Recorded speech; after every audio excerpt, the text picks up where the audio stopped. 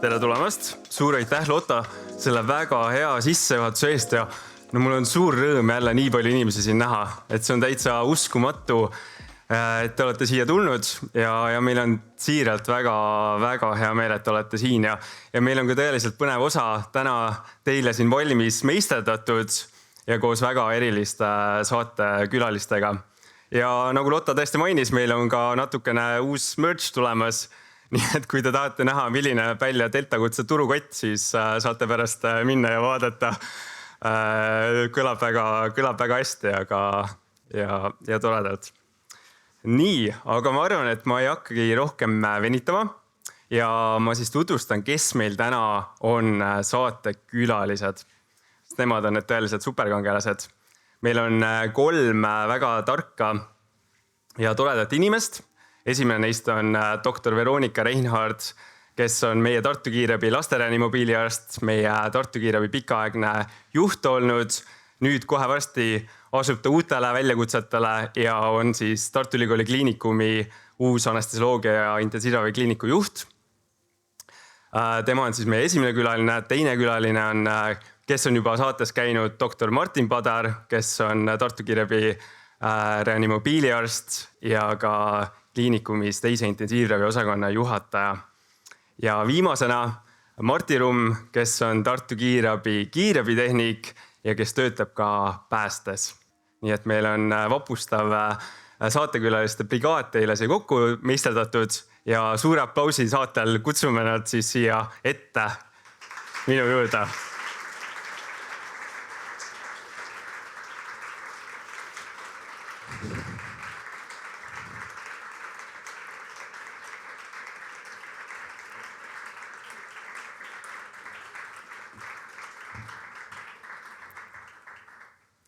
Nii. Ja võib-olla enne, mis ma veel tahtsin küsida ka teie käest, et natukene sellest taustast teada saada, et kas te saate käed tõsta, et kes töötavad kiirabis? Kui palju siit publikust? Martti käsi püsti. Väga hea esindus. Ja kui palju praegu veel hetkel õpivad meditsiini, kas siis õeks, arstiks?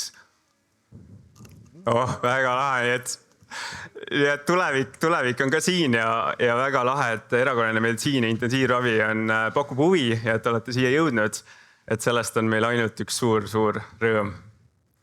Nii, aga liigume siis edasi ja ma võib-olla kohe küsikski siis kes siia saatekülaliste käest, et Martin, sa oled juba ühe korra saates käinud, sa tulid tagasi.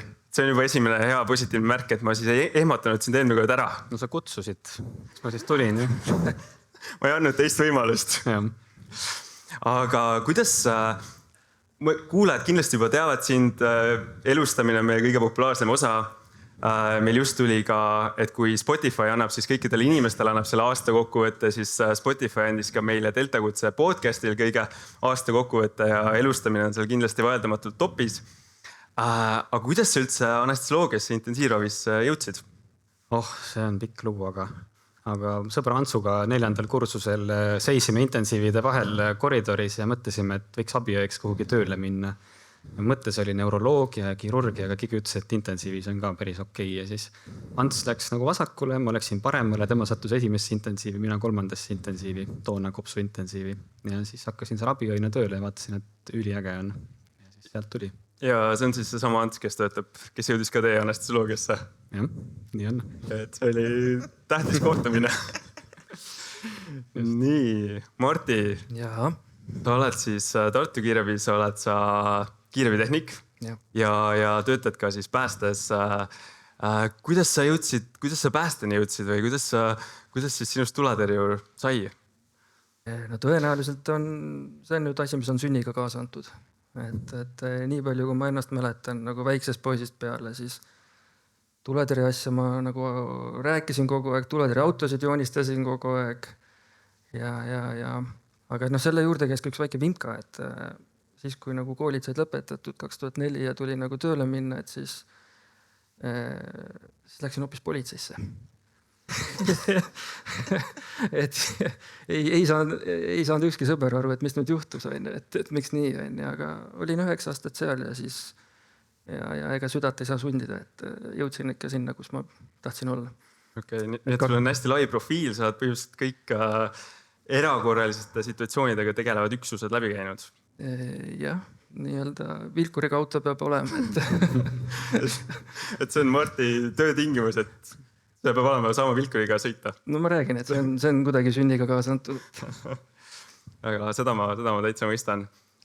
Veronika, sa oled olnud nii mitmete erinevate osakondade, kliinikute, asutuste juht, Eesti meditsiini edasi viinud, arendanud.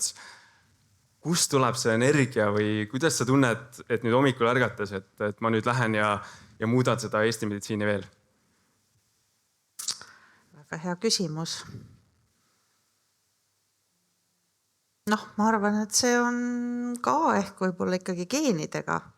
Et minu ema on olnud anestesioloog ja nüüd olen mina anestesioloog ja ma olen lapsest saati teadnud, et minust saab arst. Aga et see, et minust ka nagu juht saab, see on kuidagi lihtsalt kujunenud. Ja ma arvan, et see, et hommikul üles ärgates tunda, et sa tahad maailma parandada, on väga normaalne. Et kui nii ei tunne, siis võib-olla peab arsti juurde minema.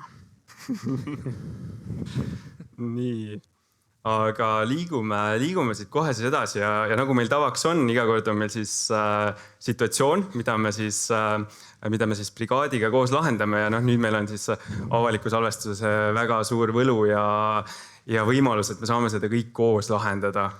Ja selleks te saate ka küsimusi küsida, et te saate seda teha siis tõesti seal Slido keskkonnas ja saate jooksvalt küsida ja siis ma jooksvalt saan ka meie brigaadi käest neid küsida. Kui me neid ülesandeid lahendame, saate pakkuda välja oma lahendusi, asju, mille peale te ise võib-olla sellises olukorras mõtlete. Et selles mõttes kindlasti olge aktiivselt kaasatud ja seda erilisem kogu see tänane õhtu meil siis kulgeb. Aga liigume siis situatsiooniga edasi või alustame tähendab situatsiooniga. Et proovime siis, et me ei ole siis siin Armastuse saalis Tartus, vaid me oleme hoopis Tartu Kiirabi Abja, Paluoja Kiirabi baasis. Kes ei tea täpselt, kus Abja on, ärge muretsege. Ma ka ei teadnud täpselt, aga Abja Paluoja on siis linn Viljandimaal Mulgi vallas ja ta on täiesti seal lõunas Läti piiri lähedal. Ja Abja Paluoja nimetatakse ka siis Mulgimaa pealinnaks või Mulkide pealinnaks. Nii et me oleme siis kõik seal elab umbes 1000 inimest. Ja lisaks on ta ka siis Tartu Kiirabi kõige läänepoolsem kiirabi baas. Ja meie suur tuttav kiirabi auto seisab juba kiirabi baasi ees. Sama masin, millega me eelmisel avalikul salvestusel siis kihutasime sünnituskutsele.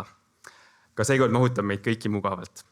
Käes on juba pime õhtu ning kell on saanud 19:13. Termomeeter näitab halastamatut -8 kraadi ja karge tuul lõikab läbi kõikjal, kuhu ulatub. Baasiklaasidel on näha õrna härmatist ja heaks soojuseks on vaskeedetud teele. Siis katkestab aga meeleolu kutsung kõlaritest. Delta 12. Uppumine. Sõna, mis haarab hetkega kogu tähelepanu. Me ei viivita ning liikumine on automaatne. Paneme jope selga, kindad kätte ja me oleme teel autosse. Vilkurite sinised sähvatused tantsivad külmas ööpimeduses.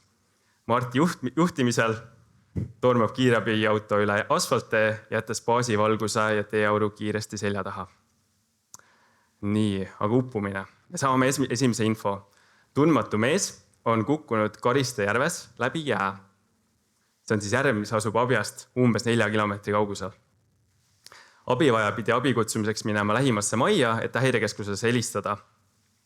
Ehk siis me teame, et see aeg, mille see inimene või see mees vette kukkus, et sellest on juba möödas ja sellest on möödas umbes 30 minutit.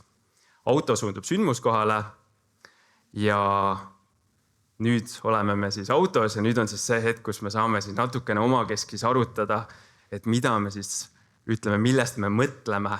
Ja võib-olla alguses, kuna Marti, sinu võib-olla see vastutus hetkel on praegu kõige suurem, väljas on pime, väljas on libe. Mis mõtted sul käivad, et mis ohud sellega kaasa tulevad ja mille peale sa sellises olukorras mõtled? Kutse on kiire. Kutse on kiire, eks ole, et inimene on uppumas. et aeg hakkab töötama ju sellel hetkel meie kahjuks ja inimese kahjuks. Sõit kui selline, nagu ikka, kehtivad alati need vana teada tuntud põhimõtted, et sõit peab olema ohutu, me peame jõudma koju või me peame jõudma nagu patsiendi juurde ja Pärast koju. pärast vahetuse lõppu me tahaks nagu koju jõuda enne. Et mina ise enda jaoks olen alati mõtelnud seda, et kui ma lülitan vilkurit sisse, et siis ma oma mõistust lülitaks välja. Et mõistusega peab sõitma. Eriti siis, kui meil on libe, pime, udu, et alarmsõit on ohtlik sõit, paratamatult. Veronika, sul on pikk kogemus reanimobiiliarstiga ja võib-olla siis brigaadijuhina on natukene kõrval selles mõttes nagu nendel aspektidel nii palju peab mõtlema, aga üks asi on, mis vähemalt mulle alati on see, et sa tead, et on raske kutse tulemas, sa tead, et see patsient on hädas, ta vajab tõenäoliselt väga palju sekkumisi, väga palju tööd, et kuidas sa selleks raskeks kutseks ette valmistud, et kui ongi tõesti see moment, kus siis Marti kihutab läbi abja? No minu arust kõige parem on see, et mis ka sellist võib-olla natuke sellist ärevust maha võtab, on see, et oma brigaadiga asjad läbi arutada. Eriti kui me teame, mis meid ees ootab. Ja muidugi väga hea oli kuulda, et Marti nimetas, et tahaks koju tagasi saada, ehk siis Marti nimetas kiirabibrigaadi koduks. Eks me kõik tahaks sinna tagasi saada, aga tol hetkel kindlasti on vaja läbi mõelda eelkõige ohutus. Nii kogu selle brigaadi ohutus, millest Marti juba rääkis, eks ju, et me sinna üldse kohale jõuaks, kui siis ka see, mis me koha peal teeme. Teades, kes Marti on, me kindlasti mõtleme, et tema meid juhib seal ilusti ohutuse mõttes ja arutaks siis brigaadi liikmetega läbi, et mida me siis teeme, millised on meie esmased sellised tegevused, mis me kaasa võtame, sest mingi järv oli teadmata järv, mina pole seal kunagi käinud, kui ligi me sinna saame ja mis me üldse selle järve peal näeme, kui me kohale jõuame. See on väga hea, et sa tõid selle tundmatu järve siia juurde ja ma kohe Marti sinu käest küsiks, et ütleme niimoodi, et sa ei ole abja kohalik, sa ei tea täpselt Kariste järve, sa oled ka esimest päeva, teed võib-olla, ütleme niimoodi, TVL vahetus seal abjas ja sa ei tea täpselt, et kuidas läheneda, et kuidas sa sel momendil, kuidas sa lähened, kuidas sa tead, kuidas see kõige õigem lähenemist on, eriti talvel? Minu jaoks hakkab nagu sõit pihta tegelikult sellega, et kui ma istun autosse, ma vaatan, mis meil arvutis, mis info on. Üks asi mind huvitab nagu info patsiendi kohta, aga minu kui tehniku jaoks on järgmine asi on see, et kus on asukoht. Mis on lisainfo asukoha kohta, eks ole, et kas minu jaoks on seal infot, kust ma pean sõitma ja kuidas ma pean sõitma. Kui seda ei ole, siis võib tõesti probleem olla, eks ole. Et see on minu kui tehniku jaoks on nagu mina pean viima selle auto ja brigaadi ju kohale sinna. Aga kui suurt rolli sa võib-olla brigaadi juhilt, kes on su kõrval, eks ju, selles kiirabiautos, et kui suurt rolli sa temas näed või et kui palju ta sind saab aidata näiteks sellises olukorras just niisugusel logistilisel ülesandel? Ma mõnes mõttes ma nagu soovikski seda, sest ma pean hakkama sõitma. Et me ei saa nagu jääda nagu koha peal ootama, mingit infot otsima, ma pean hakkama sõitma. Ja siis tegelikult on brigaadijuht on minu jaoks see, kes peaks seda infot sealt nagu kas mulle ette lugema, hankima või häirekeskuselt küsima siis, eks ole. Ja nii, Et natuke uurida. Ma pean toetuma brigaadijuhile, et tollel hetkel, et kui ma ei tea täpselt, kuhu ma peaks sõitma, Veronika mainiski enne väga hästi seda niisugust rollide jaotust ja kogu seda poolt, et Martin, kuidas sa sellises olukorras tavaliselt rolle jaotad või kas sa annad nagu väga täpselt, et Marti, sa teed nüüd seda, kui me sinna sündmuskohale jõuame või kuidas su see mõttelaad sellises olukorras on? Kui see olukord on ette hästi ära kirjeldatud, siis loomulikult teeks seda, aga praegu on siin nii palju küsimusi, et esiteks, kas me saame selle patsiendini, kui lähedale me üldse saame, see koht on meile tundmatu. Kas seda patsienti on vaja päästa jää pealt ja selleks päästeabi kasutada ja oodata, äkki peame ootama üldse pikalt, ehk siis me ei saa nagu väga detailset plaani teha, küll aga ma mõtleks sellele, et parimal juhul me saame endale patsiendi, ehk siis see inimene ei ole, ta on võimalik päästel välja tuua, eks, et siis auto võiks kohe soojaks keerata, kuna väljas on külm, tuul ulub, auto on külm, me pole ammu sõitnud, eks, siis esimene asi võiks ju uppumise kutsele minnes olla see, et auto panna nii kuumaks huugama kui võimalik. et kui me selle patsiendi kunagi saame, siis me saame ta sooja keskkonda tuua. Ja noh, me võiksime arutada brigaadi sees läbi seda, et kui me peame tõesti patsiendi juurde minema, näiteks mingisuguse teekonna läbima jala, siis mida me sinna kaasa võtame. Ja võib-olla üks asi, mis kindlasti ka sellest ohutuse aspektist tuleb, et kui me teamegi, et patsient on läbi jää vajunud, et kuidas siis üldse, ütleme, me jõuame sinna sündmuskohale esimesena, mis me siis teeme, mis see ohutuse aspekt on, Martti? Karm küsimus. et kui inimene on vajunud läbi jää ja kiirabini me jõuame esimesena sinna kohale, siis väga raske olukord. Et ühest küljest ma tahan minna talle appi. Aga kui see inimene on juba läbi jää vajunud, siis seal ei ole mingi probleem ka järgmisel läbi vajuda. Tõenäoliselt see juhtubki.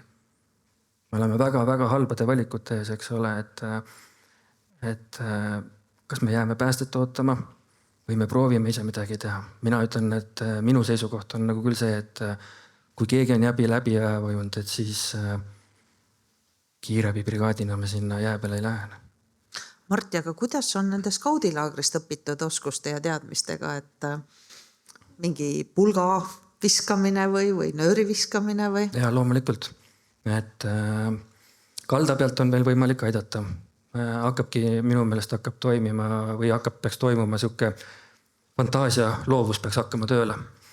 Et kes mida suudab välja mõelda, et kas me ulatame kannatanini, mis meil auto peal on, mida meil on võimalik kasutada selleks, et selle kannatanuni ulatuda. Kui ta on kaldast meil näiteks 10 meetrit, täpselt, murdunud puu, murdunud oks, eks ole, me saame seda ulatada talle, me saame talle õlekõrre anda, eks ole. Meil on auto peal koormarihm või mitte koormarihm, vaid pukseerimisrihm, eks ole.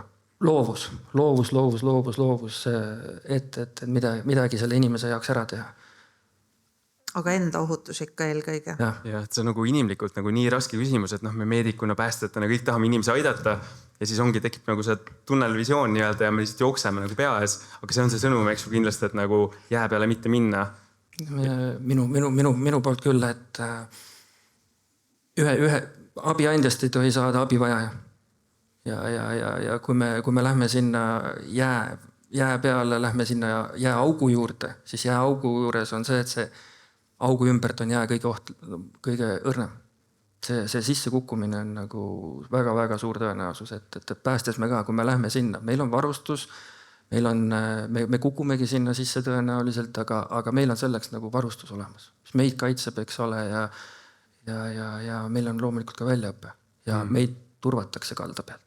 Ja minu meelest see on nagu nii hea aspekt, mis sa ütlesid, just see, et kui üks inimene on sinna kukkunud läbi, siis see jää ei kanna. No. Ja siis nagu mõelda, et nüüd sa lähed ja siis see kannab sind on natuke nagu. See on väga riskantne, eks ole, et inimlikult loomulikult ma tahan aidata, eks ole, ja ma pean hakkama koha peal mõtlema mingid mis iganes variantide peale, kuidas ma saaks ulatada temani. Aga kui ta on kuskil kaugel järve keskel 50-60 meetrit, siis ei, kahjuks ei. Siis on raske. Ja natukene Martin, mida sa ka mainisid, et just, et kuna me eeldame, et siin on patsient on tõsises hüpoteerimas, et mida me saame ette valmistada, et auto soojas hoida. Kas on meil midagi, mille peale mõelda või midagi, mille peale siis, mida tähele panna sellises olukorras? Ettevalmistus autos sees. Ettevalmistus ja või et mida kaasa võtta näiteks, et mille me siis kaasa võtaksime, kui me tõesti teame, et see patsient on kaugemal? Kui ta on kaugel, kui ma näiteks pean minema kuhugi, kus ma tegelikult ei näe seda sündmuspaika, siis ma võtaks kaasa kõik, mida ma võtaks elustamisele kaasa. Täisvarustuse, sealhulgas võib-olla ka lukasseadme kohe ja laoks selle kõik siis, me leppisime kokku enne, meil oli selline privileeg leppida kokku, et me laame selle kühvelraami peale ja hakkame siis sumpama, kui on selline juhtum. Aga kui see sündmuspaik on meile nähtav, me saame seal ikkagi liikuda, aga autoga mitte täitsa ligi, siis võib-olla läheks natuke vähema varustusega esialgu. Ma pean viskama ühe väikse püandi siia juurde, kuna me oleme kiirabi autos, siis meil lukast ei ole. Ja sealt võib-olla tekib ka see küsimus, et kas me tahame endale lukast kutsuda? Kohe kutsuda? Ma ei tea. Läheks vaataks üle, mis toimub. Et hetkel praegu kedagi appi hetkel ei kutsuks kedagi? Me arvame. No me oleme superkangelased. Ei ole vaja. Lähme vaatame üle. ja hindame olukorra üle ja siis vaatame. Nii, aga sõidame siis edasi ja see 4 kilomeetrit on läinud kiiresti ja järve poole keerates näeme päästeautot, mis on parkinud ennast järve viiva tee algusesse. Sinised vilkurid päästeautost löövad pimedusse sähvatusi, värvides ümbritseva maastiku tantsiva valgusega. Me näeme päästjaid väljumas ja saame info, et praeguses lumes on see tee autoga läbimatu ning kaldeni on umbes 100 meetrit. Nii et on siis juhtunud täpselt seesama olukord, millest me enne rääkisime, et me täiesti sinna lähedale ei pääse. Ja nüüd on täpselt see olukord, mida Martin kirjeldas, et mille me siis autos kaasa võtame ja kas ülejäänud brigaad on nõus või tahame sinna kühvelraami peale veel midagi panna. Jah, ma mõtlen praegu Martiniga täpselt samamoodi, et kui ikkagi on, kui ma saaks sõita nagu autoga nagu ligidale, siis võib-olla ei oleks see nii oluline. Aga praegusel juhul 100 meetrit, et kui mul jääb midagi maha ja meil on paks lumi, siis pärast sealt kaldalt joosta tagasi auto juurde jälle ja edasi tagasi, et See on korralik trenn. Kuskil on see füüsilisel piir, eks ole, ma pean pärast selle patsiendiga ka veel tegelema ja ma pean sõitma pärast ja mida iganes, eks ole. Et pigem võtta võimalikult palju kaasa ja kühvelraam on hea asi, panna sinna peale, viia. Ma arvan, et tavalisele elustamisvarustusele lisaks võtaks mõned tekid ka ehk kaasa. Minul ja oli veel termoteki kindlasti. Mul oli isegi selline mõte, kes peast läbi, et kui baasi tulevad Delta 12 kutse, et miks mitte haarata veel nii-öelda kapist paar tekki lisaks auto peale. Kas on vaja või ei ole vaja, see käigu pealt ei võta aega. Ja, tagavaraks juurde. Väga mõistlik. Aga kas Marti, sina kui nagu päästjana, et meil ongi mõlemad siis nagu ütleme pääste ja kiirabi on samal ajal sündmuskohale jõudnud, mis see infovahetus seal võiks olla, et millest oleks, ütleme, kas seal peaks toimuma mingisugune infovahetus? Kuidas sa sellises olukorras? Kindlasti. Brigaadi juht ja päästetööde juht siis, kellel on sinine kiiver. Päästetöö juhil on tollel hetkel väga kiire. Et temal on väga kiire, et tal on vaja see inimene sealt kuidagi kätte saada, ta toob selle kaldale, ta annab kindlasti brigaadi juhile info, kuhu see tuuakse. Ta saab nii-öelda, ta saab öelda näiteks oma päästjatele, et kiirabi brigaad, võt selle koha peal on valmis, et võib-olla me ei saa nagu minna, hästi võsastunud koht, eks ole. Me peame otsima endale koha, kus meil on võimalik esmaselt tegutseda, kuhu on see kaldale üldse võimalik tuua. Et sellised asjad on vaja kokku leppida. Kiirabi brigaadi juht saab öelda nagu päästetud juhile, et anda infot, et mida ta nendelt ootab. Et kui nad on kaldal ära toonud, et meil on vaja kiire transport autosse teha, eks ole. Meil on poisid ja abi vaja, et transpordil on, et ärge kuhugi minge. Et selline infovahetus on kindlasti väga-väga oluline. Meil muidu on alati Tartu kiirabi podcast ja tihtilugu on meditsiiniline, aga kuna sa töötad ka päästes, ma pean seda võimalust ära kasutama, et mida päästjad sellises olukorras mõtlevad, mis nende peas läbi käib ja mis nende nagu prioriteedid on antud hetkel? See on üks kiiremaid kutseid, sest et inimese päästmine veest on väga piiratud ajaaknas.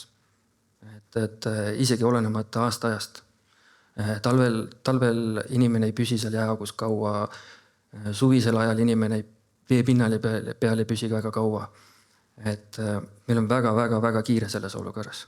Et ja ainuke mõte ongi peas, et jõuaks sinna õigesse kohta, kus see kannatanu on, jõuaks kiiresti temani ja saaks kiiresti ta kaldal ära tuua ja saaks kiiresti kiirabil üle anda. Et see inimese päästmise mõte ongi see, et peas, et me jõuaks. Ja see on siis pinnad pääste, et mis see varustus päästel on, et sellises olukorras, et ütleme niisugused -8 kraadises temperatuuris sellist päästet üldse korraldada? Vähemalt 3-liikmeline meeskond. Vähemalt. 2 meest lähevad vee peale või järve peale, jää peale. Pinnalt pääste ülikonnad, kuivülikonnad, need hoiavad meid vee peal. Me ei pea ise sellega vaeva nägema, et ennast vee peal hoida. Need hoiavad meid vee peal. Kasutame juurde päästelauda. Päästelaud on selline, vanemad on sellised plastikust, pikad lauad, need ujuvad vee peal, need on nagu sellised pikad kelgud. Jää peal on hästi libisevad ja sinna me saame selle nii-öelda kannatanu peale tõmmata. ja sellega kaldale läheb nöör ja nööriga tõmmatakse tegelikult ruttu kannatanu kalda peale. Et me ei pea tassima, me ei pea vedama, nii kui me ta sinna laua peale saame, nii me saame anda märku kaldale, et hakake tõmbama ja ruttu tõmbavad kaldale. Uuemad päästelauad on veel sellised, mis on täispuhutavad, meenutavad nagu kummipaati. Ja põhjus, miks nii kiire on ka see, mis sa enne mainisid ja natukene selles mõttes nagu hirmutas mind vähemalt nagu inimlikust ja isiklikust aspektist on see, et kui see inimene jää alla vajub, siis te enam teda aidata ei saa. Ei, et jääauku, nii kaua kui ta püsib meil seal jääaugu serva peal, nii kaua on võimalik meil teda aidata. Nii kui ta läheb jää alla ära, ehk siis toimub uppumine, vajub vee põhja, siis sinna auku me järgi ei lähe. Ja see on teie ohutuse pärast? See on meie ohutus. Kui ma peaksin minema jääauku alla ja nüüd tahtma pinnale tulla ja tulen vale koha pealt ja ei tule selle mitte augu koha pealt, vaid tulen jää, mul on peal jää, siis ma jään ise sinna. See on ohutus. Nii, aga liigume siis sellest kohast edasi. Me liigume siis koos päästjatega järve kaldale ning näeme, et meie patsient on õnneks jää peal, ta on pikali ja kaugelt vaadates vähemalt me ei näe, et ta liigutaks. Ta on umbes siis kaldalt 20, 30, 40 meetrit visuaalselt vähemalt tundub niimoodi. Abikutsuja on seal juures ja siis ta ütles, et ta pidi kahjuks jooksma lähimasse majja, et abi kutsuda, kuna ta enda telefon ei töötanud.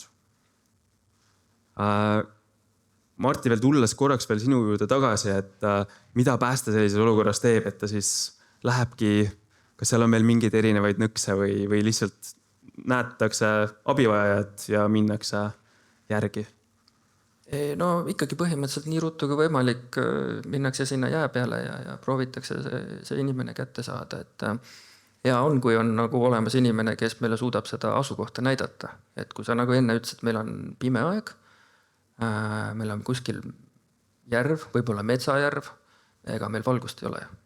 Et keegi peab meil on ainukene valgus ongi oma prožektorid asjad, millega on võimalik seda järve valgustada, et näha seda kohta, kus ta üldse on. Et keegi peab meile mingi suuna ette näitama. Või vähemalt hea oleks, kui on keegi, kes näitab. Ja ega ei olegi. See sama laud jää peale ja tuld. Veronika, samal ajal kui siis päästjad oma eluga riskivad ja proovivad patsienti kätte saada, mida meie saame teha, et ette valmistada selleks olukorraks, kui nad ta meile toovad? No, ega meil väga palju midagi hetkel ette valmistada ei ole, et nii kui ta meie juurde tuleb, on esimene asi ikkagi hinnata seda, et kas ta on elus või ei ole elus. Ja siin on nüüd siuke eripära, et kuna ta selles külmas vees on olnud ja pärast seal jää peal olnud, siis ja õues on -8 kraadi, siis suure tõenäosusega on see inimene alla jahtunud.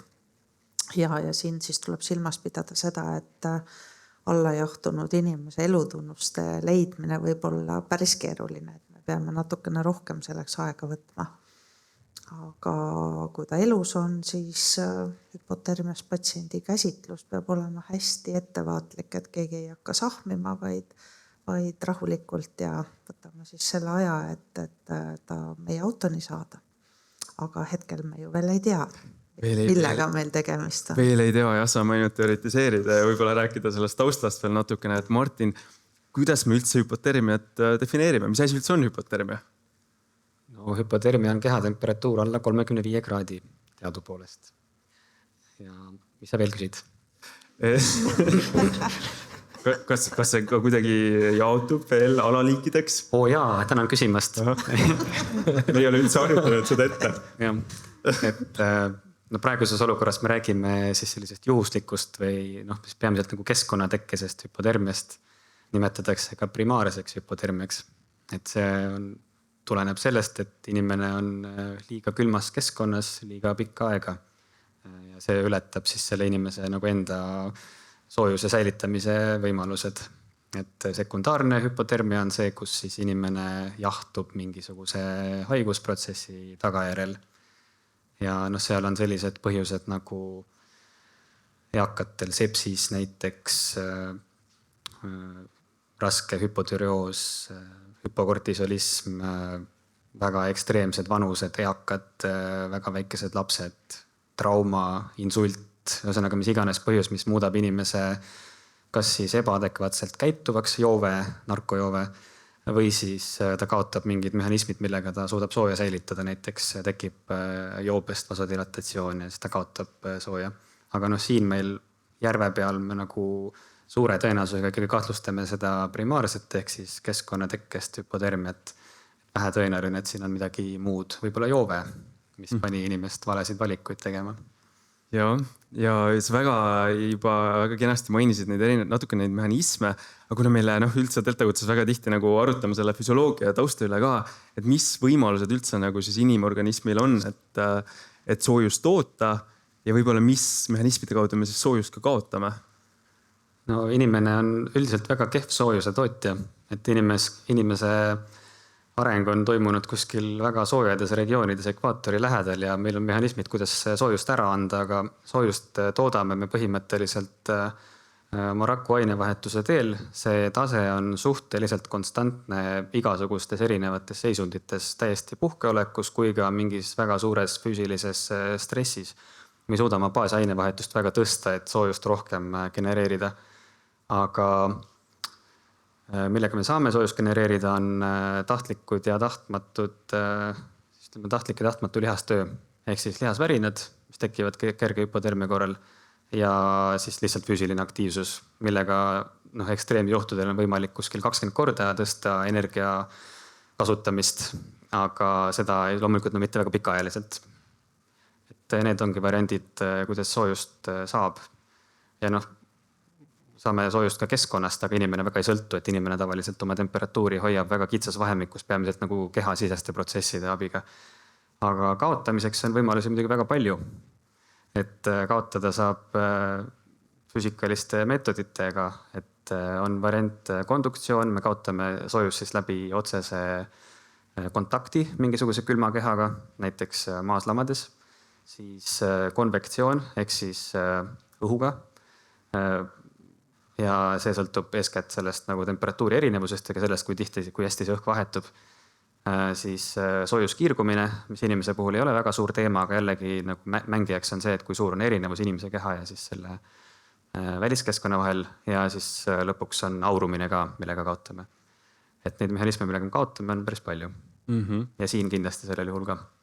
Ja just nagu sa ka mainisid väga hästi, et konduktsioon ja konvektsioon on siis need põhinägumehhanismid, mis vähemalt siis nagu meie olukorras praegu rolli mängivad ja need tekitasid mul küll niukse 8. klassi füüsikaklassi mälestused. Aga need iseenesest on nagu väga selles mõttes ka praktilised nagu näpunäited, kuna siis, kui me hakkame seda ümber pöörama, siis need tulevad jälle, et kuidas me siis saame patsienti nagu soojas hoida või vähendada vähemalt neid kadusi nendest meetoditest. No jah, me saame võtta ära kontaktist külma keskkonnaga, ehk siis kui ta on vees, siis me tõmbame ta veest välja, kui ta on külma maa peal, siis me eraldame ta maast, näiteks tõstame ta tõesti selle kühvelraami peale, paneme teki alla. Me saame ta katta kinni tuule eest, pannes talle näiteks termokile ja tekid peale. Me saame kaitsta aurumise eest ka termokilega, mis tekitab sellise nagu niiskusbarjääri ja saame, mis siis veel, ütleme jah, seda kiirgumist saame ka vähendada tekkidega katmisega ja. Aga sa mainisid, et alla 35, aga kas see jaotub veel nagu eraldi alaklassideks ka? Jaa. Hüpotermia? Lähme veel kaugemale? Lähme kaugemale. Et meil on kerge hüpotermia, mis on orienteeruvalt kehatemperatuur 32-35-ni, mõõdukas 28-32 ja raske hüpotermia siis alla 28 kraadi. Aitäh sulle! Võta heaks. Küsin veel pärast. Nii. Ja siis ongi, et miks see nagu võib-olla see klassifikatsioon on ka hästi huvitav ja oluline, et sellest siis sõltuvad ka need sümptomid, mis patsiendil võivad olla ja ka need riskid südame seiskuseks. Et sellest me saame siis kõigest veel rääkida natukese aja pärast. Nii. Aga jätkame siis situatsiooniga. Lähme siit kohe edasi ja vaatame siis, palju meie patsiendil see on. Päästjad toovad patsiendi kaldale ning asetavad ta meie kühvelraamile. Patsiendil on seljas märjad üleriided ning on näost kahvatu ning tsonootiline. Patsient ei liiguta ning häälele ja valule ei reageeri. Pulssi palpeerides perifeerselt me seda ei tunne. tsentraalselt tunneme aga aeglast pulssi unearteril, kui me väga pikalt katsume. Asetame kardiomonitori EKG elektroodid ja näeme aeglast prodükardilist rütmi. Südamelöögi sagedus on 32 korda minutis.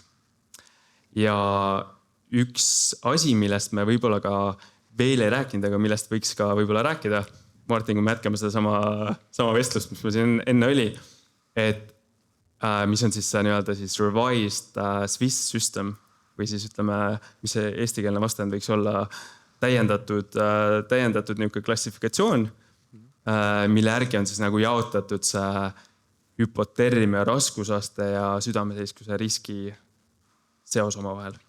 Jaa, vist on tõesti nii, et see mudel siis hindab inimese tõenäosust surra hüpotermiasse ainult nagu mõnede üksikute lihtsate väliste tunnuste abiga, et seda saab kasutada olukorras, kus meil ei ole võimalik või praktiline temperatuuri mõõta.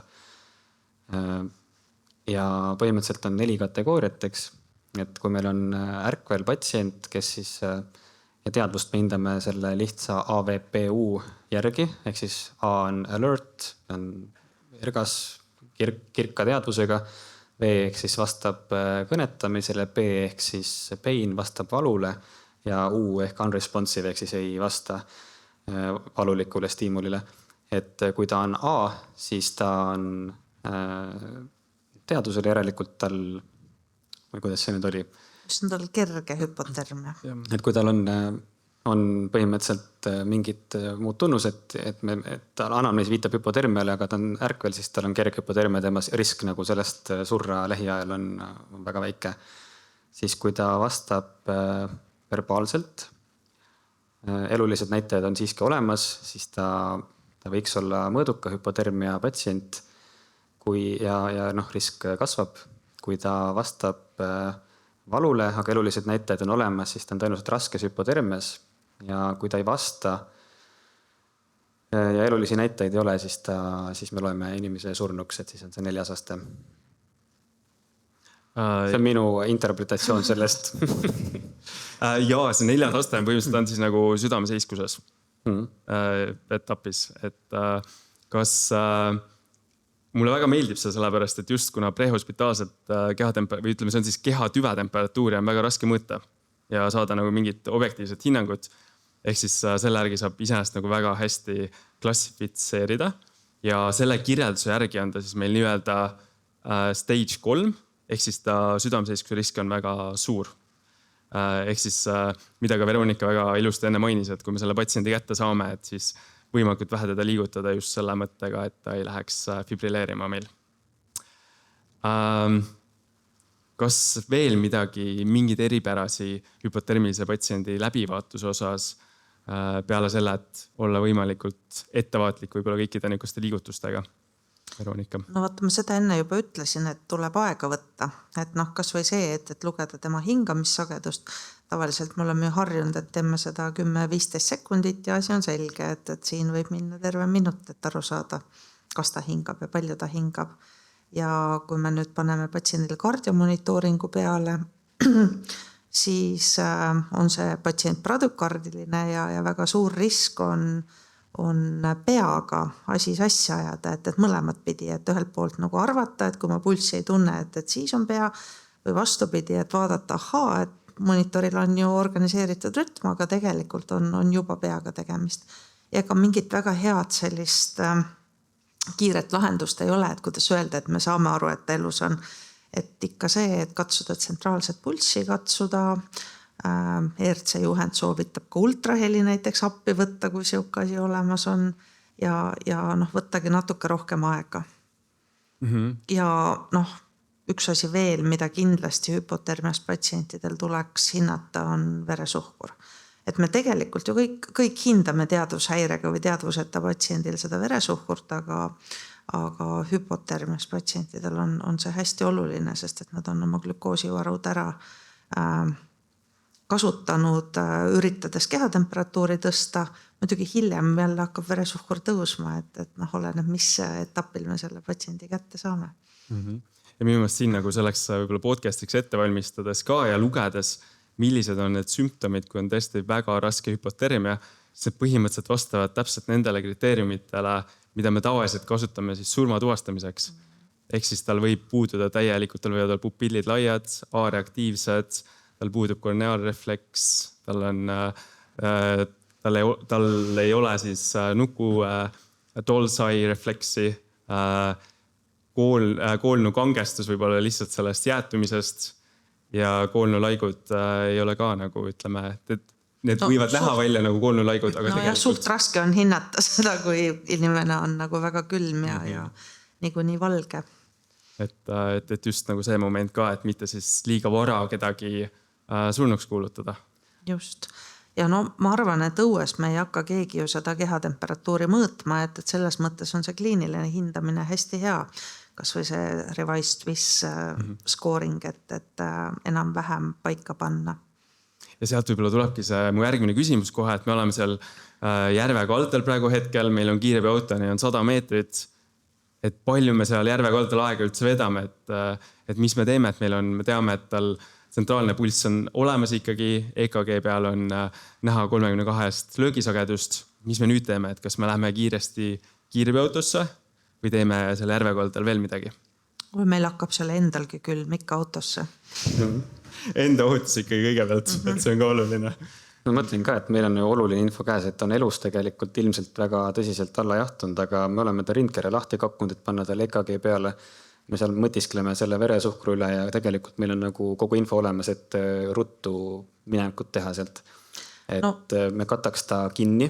Just. Et see on ülioluline, et me paneme esialgu talle need samad meretriided, kas see praegu peale tagasi, termokeele peale, 2 tekki peale ja kandetekiga hakkame lihtsalt tulema.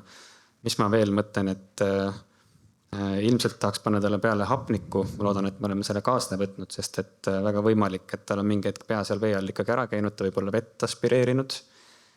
Tal võib olla kopsuturse sellest suurest vereringe tsentraliseerumisest ja me tegelikult ei saa välisvaatlusel mitte mingit infot ja kindlasti me ei saa ka saturatsioonianduriga mitte mingit infot tema hapniku tasemest. Nii et hapnik kinni katta tagasi, tekid peale ja siis päästjate abiga läbi lume sinna auto poole tagasi sumpama. Ja olla siis seal ka hästi ettevaatlik selle protsessi käigus, ma kujutan, et mitte väga liigutada patsienti. Siin koha peal ütleski ma niimoodi, et kui päästjad tõita nii-öelda nüüd pinnalt pääste lauaga tõita meil kaldale, jätame ta sinna peale. Ärme tõsta kohe ümber, et seda lauda saab kasutada kelguna seal lume peal. Et lasta esialgu olla seal, transport on kelguga võimalik tõmmata sinna kiirabiautoni ja alles seal me siis nagu tõstame ta ümber. Marti, aga kui see ei ole nüüd see uus laud, see täispuhutav vanni moodi, vaid on see vana plastmasist laud, kas ta sealt maha ei libise või? Seda saab nagu toetada, ma arvan kuidagi. Et oleneb maastikust. Kui meil on ikkagi väga nagu kehva maastik, siis võib probleem tekkida. Et kui see on väga künklik tee ja paljude kändudega, siis on... Et see oht on, eks ole. Aga... Mis on veel, et selline haige võib ju fibrilleerima minna. Ja kui meil on niisugune künklik värk, siis võib juhtuda, et sa ühel hetkel arvadki, et ta fibrilleerib või vastupidi jälle arvad, et ei, ta ei fibrilleeri, aga tegelikult juba fibrilleerib. See on ka asi, mida jälgida. Teeme siis niimoodi, et meil on see uuem, see pehmem versioon ja meil on väga ilus silede autoni. Nii, aga lähme siis ikkagi autosse, proovime siis olla hästi ettevaatlikud. Tee on korras. Mis me seal kiirabiautos tegutseme? Martin, mis su prioriteedid on, kui me jõuame siis kiirabiautoni? Ta on meil monitooritud, eks? Meil on auto soojaks köetud. Igasuguseid sisse-välja käimisi viiks minimaalseks, et me korra lähme sisse ja rohkem uksi ei ava, sest et mida soojust kaotada. Ja minu põhiidee ongi see, et me kuidagi peaks tekitama sellele haigele sükse olukorra, et ta rohkem sooja ei kaotaks. Et väga optimistlik visioon oleks see, et me suudame kuidagi kiirabi etapis tema temperatuuri tõsta, aga me peaksime seda vähemalt suutma säilitada. Ehk siis ta tuleb peale jalatallani vabastada oma riietest, tuleb ära lõigata vajadusel, ta tuleb korralikult ära kuivatada ja mässida siis mitmete tekkide sisse. Kõige alumiseks kihiks võiks panna ka termokile.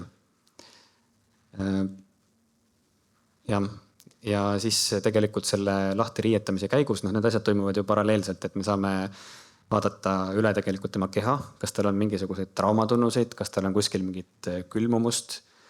Me saame hinnata võib-olla selle käigus ka natuke paremini tema hingamist, kuidas rindkere liigub, mis on see sagedus.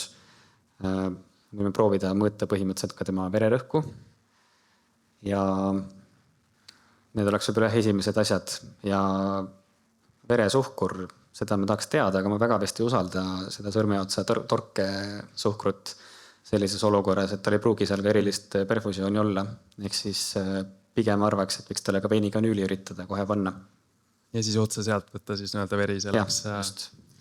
Mul oleks üks mõte veel, et enne veel, kui me sealt järve äärest hakkame temaga liikuma, me ju kõik olime nõus, et on 3. aste ja kõrge risk vereringe seiskuseks. Et äkki me kutsuks endale mingit tehnilist abi, ehk siis Lukast. Ehk siis Viljandi arstibrigaadi. No see vist lähim on, jah. Mis on kõige lähimal, et see on alati nagu koolitustel läheb ka see abikutsumine jääb kuidagi läheb meelest ära. Et kutsume siis Viljandi appi või Tartu Reanimobiili. No pigem lähima.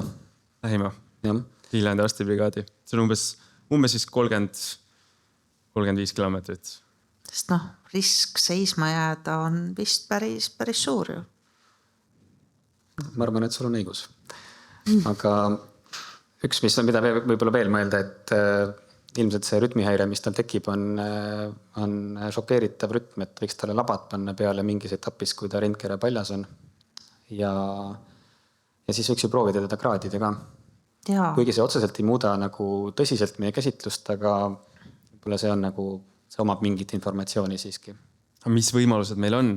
Tavaliselt me kasutame, eks ju, trummikile termomeetrit. Kas antud olukorras, Martin, sa seda kasutaksid, liikuksid kohe edasi? No pigem vist ei kasutaks, sest et tõenäoliselt kõrvad on mingit vett täis, võib-olla jäätunud ja sealt ei tule mingit informatsiooni. Samas ERC juhis tegelikult soovitab seda oma hingamisel haigel, mitte hakata midagi toppima söögitorru näiteks. Aga siis on variant rektaalne kraadimine. Sõltub, mis meil varustuses parasjagu on, et kui on selline nööbiga pehme traadiga termoandur, siis seda ei saa lükata värasoolde, seda ei saa lükata söögitorru. Kõrvast ma ei üritaks teda siiski kraadida, arvestades seda vees olemist. Ja võib-olla me üritaks selle nina neeludele lihtsalt lükata, et saada mingi natukene nagu tsentraalsem temperatuur. Aga nii-öelda kuldstandard oleks söögitoru temperatuur. No põhimõtteliselt on olemas sellised epidümpaanilised termistorid, millega saaks mõõta keskkõrva temperatuuri, aga neid on väga vähestel brigaadidel. Need on mitte Eestis isegi vist, et need on pigem nendel päästebrigaadidel, kes neid sealt lumelaviinidelt välja toovad, et see hermeetiliselt nii-öelda katab kõrva ja siis annab sulle õige temperatuuri. Ja võib-olla see ka, mida sa Martin enne mainisid väga hästi, et kui tõesti kõik me need riided ära võtame, mereriided, et ei oleks siis kohe seda, et paneme kohe kõik riided uuesti või ütleme soojad tekid peale, vaid vaatame ikkagi korraks selle keha üle ka, et kas võigi lokaalsed külmakahjustused ja et meil oleks nagu mingisugune pilt patsiendist, et mis tal on või mingid muud vigastused, et midagi ei jääks kahe silma vahele. Ja millest me enne arutasime, et rektaalse kraadimise juures võib ka olla probleeme. Veronika, kas sa tahad sellest rääkida? Põhimõtteliselt öeldakse, et seda peaks kraadima kuskilt 15 sentimeetri kauguselt, et kui sa nagu distaalsemalt seda kraadid, et siis see võib võtta soolesisaldise temperatuuri, ehk siis mitte näidata tsentraalset kehatemperatuuri, vaid näiteks kui patsient on olnud seal pikalt külmas vees, et siis see võib väga külm seal olla ja lihtsalt madalamat temperatuuri näidata. Et alati tuleb nagu mõelda, et me saame mingi numbri, et kui tõenäoline see on või mis võivad olla need põhjused, miks see number on kas liiga väike või liiga suur vastavalt siis nii-öelda patsiendi kliinilisele seisundile. Võib anda vale madala tulemuse. Jah, või ka vale kõrge, eks. Või vale kõrge tulemuse. Ja võib-olla sellepärast ka see täiendatud Swissi süsteem on ka hea, et lõppkokkuvõttes alati EMOS saab selle lõpliku kehatüve temperatuuri, aga see ei muuda väga otseselt käsitlust, kuigi erinevus on ainult, eks ju, kui tal on mingisugune muu teadvushäire põhjus, et kui tõesti mingi ajutrauma, verdumine ajus, mis ütleme põhjustaks seda teadvushäiret. Aga siis sul ikkagi see temperatuur on väga madal ja sa pead ikkagi selle üles soojendama selle haige, nii et jah. Suures pildis nagu väga suurt ei ole. Nii.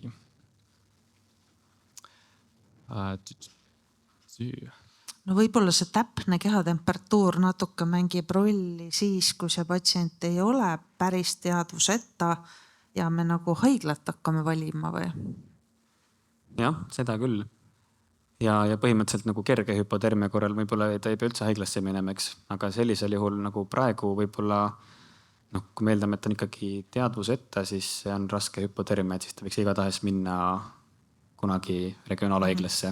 See tee sinna võib olla pikk, aga ravivõimalused on seal nagu kõige laiemad. Et seda saame siis nagu transpordi nagu aspektist arutada, et siis 2 regionaalhaiglat, ehk siis kas siis PERH-i või siis Tartu Ülikooli kliinikumi. Jah, Habeast vist kliinikumi. Martti, sina rääkisid meile ju tegelikult sellest, kuidas sellist hüpotermias patsienti pakkida või et see ei ole mitte nii, et me lihtsalt tõmbame tekki ümber, vaid. Et minu mõte oleks nagu selline, et kui me tõstaks ta kühvelraamiga autoraami peale, kus me saame siis nii-öelda tema märjad riided ära võtta, vajadusel need oma toimingud teha, mis me tahame teha. Ja sellisel juhul on hea variant tõsta kühvelraamiga ta autos sees olles raami pealt õhku ja panna need tekid alla. Panna tekid alla T-tähe kujuliselt, üks tekk pikkupidi ehk alakehale ja ülakehale siis nii-öelda risti, et tekiks siuke T-tähe kuju ja siis lasta nii-öelda see kühvelraam sinna kuivade tekkide peale. Ehk me saame ta niimoodi tekitada talle kuiva keskkonna. Ja niimoodi on ka võimalik see T-tähe kujuliselt pakkides kõik kehajäsemed pakkida eraldi. Ehk nad ei oleks, ülajäsemed ei oleks kehatüvi vastas, jalad ei oleks üksteisele vastas. Et me saame pakkida inimese iga jäseme siis nii-öelda teki sisse. Ja loomulikult kõige alla peaks siis käima veel termogile, mille me tõmbame kõik peale. Ma kasutan seda võimalust, et küsida ka, et siia slaidasse on tulnud palju küsimusi ja Martti kohe sulle, et kas uppumise kutsele lisatakse ka koheselt päästa? Jah. Et see tuleb automaatselt kohe kätte ja see on jälle see sama ohutuse aspekt, et kiirabi ega politsei ei ole välja koolitatud, ütleme uppunut välja tooma. Automaatselt on komplekssündmus. Tõenäoliselt võib sinna ka kohe politsei reageerida. Et võib kõik 3 ressurssi minna korraga. Mis olukorras politsei on sinna kaasatud või see olema natukene sellest logistikust häirikeskmuses ja sündmusest? Tõenäoliselt võib seal olla nagu rahvast võib olla palju, pärast on vaja see sündmust võib-olla dokumenteerida, eks ole. Et seal võib neid põhjusi erinevaid olla, eks ole. Võib-olla on politsei hoopis lähim ressurss sellele. Et variante on palju, eks ole. Üks meditsiiniline pool, et kas allajahtunud inimesele lahuste ravimite manustamiseks on esmavalikuks luunõel? Ei, esimene valik võiks ikka veinitee olla. Kuigi see võib olla väga keeruline. Igatahes, jah, aga katse võiks teha veinikanüüliga ja luunõel võiks olla siis mõistlik järgmine valik. Aga võib-olla sellest veiniteest me ei olegi hetkel veel sinnani ei ole jõudnud. Et me tahame veiniteed. No, jaa, Martin tahtis sealt veresuhkurt võtta. Õige veresuhkrut, aga kas me tahame veel midagi peale veresuhkru ka? No me saame talle sooja lahust üle kanda. See on nagu üks meetod. Et see ei ole jällegi nagu soojendamise meetod, aga see on nagu edasise soojuse kao nagu vähendamise meetod. Et hüpovoleemias sellised patsiendid lõpuks lähevad. Et esiteks neil, kui see hüpotermia tekib nagu pikem aja vältel, siis tekib neil külmadiurees, nad kaotavad sellega vedelikku ja hiljem, kui me nad viime sooja keskkonda, siis neil tekib vasodilatatsioon ja selline suhteline ringleva vere vähenemine. Nii et nad vedelikku ilmselt vajavad, aga mitte võib-olla kohe joana 2 liitrit.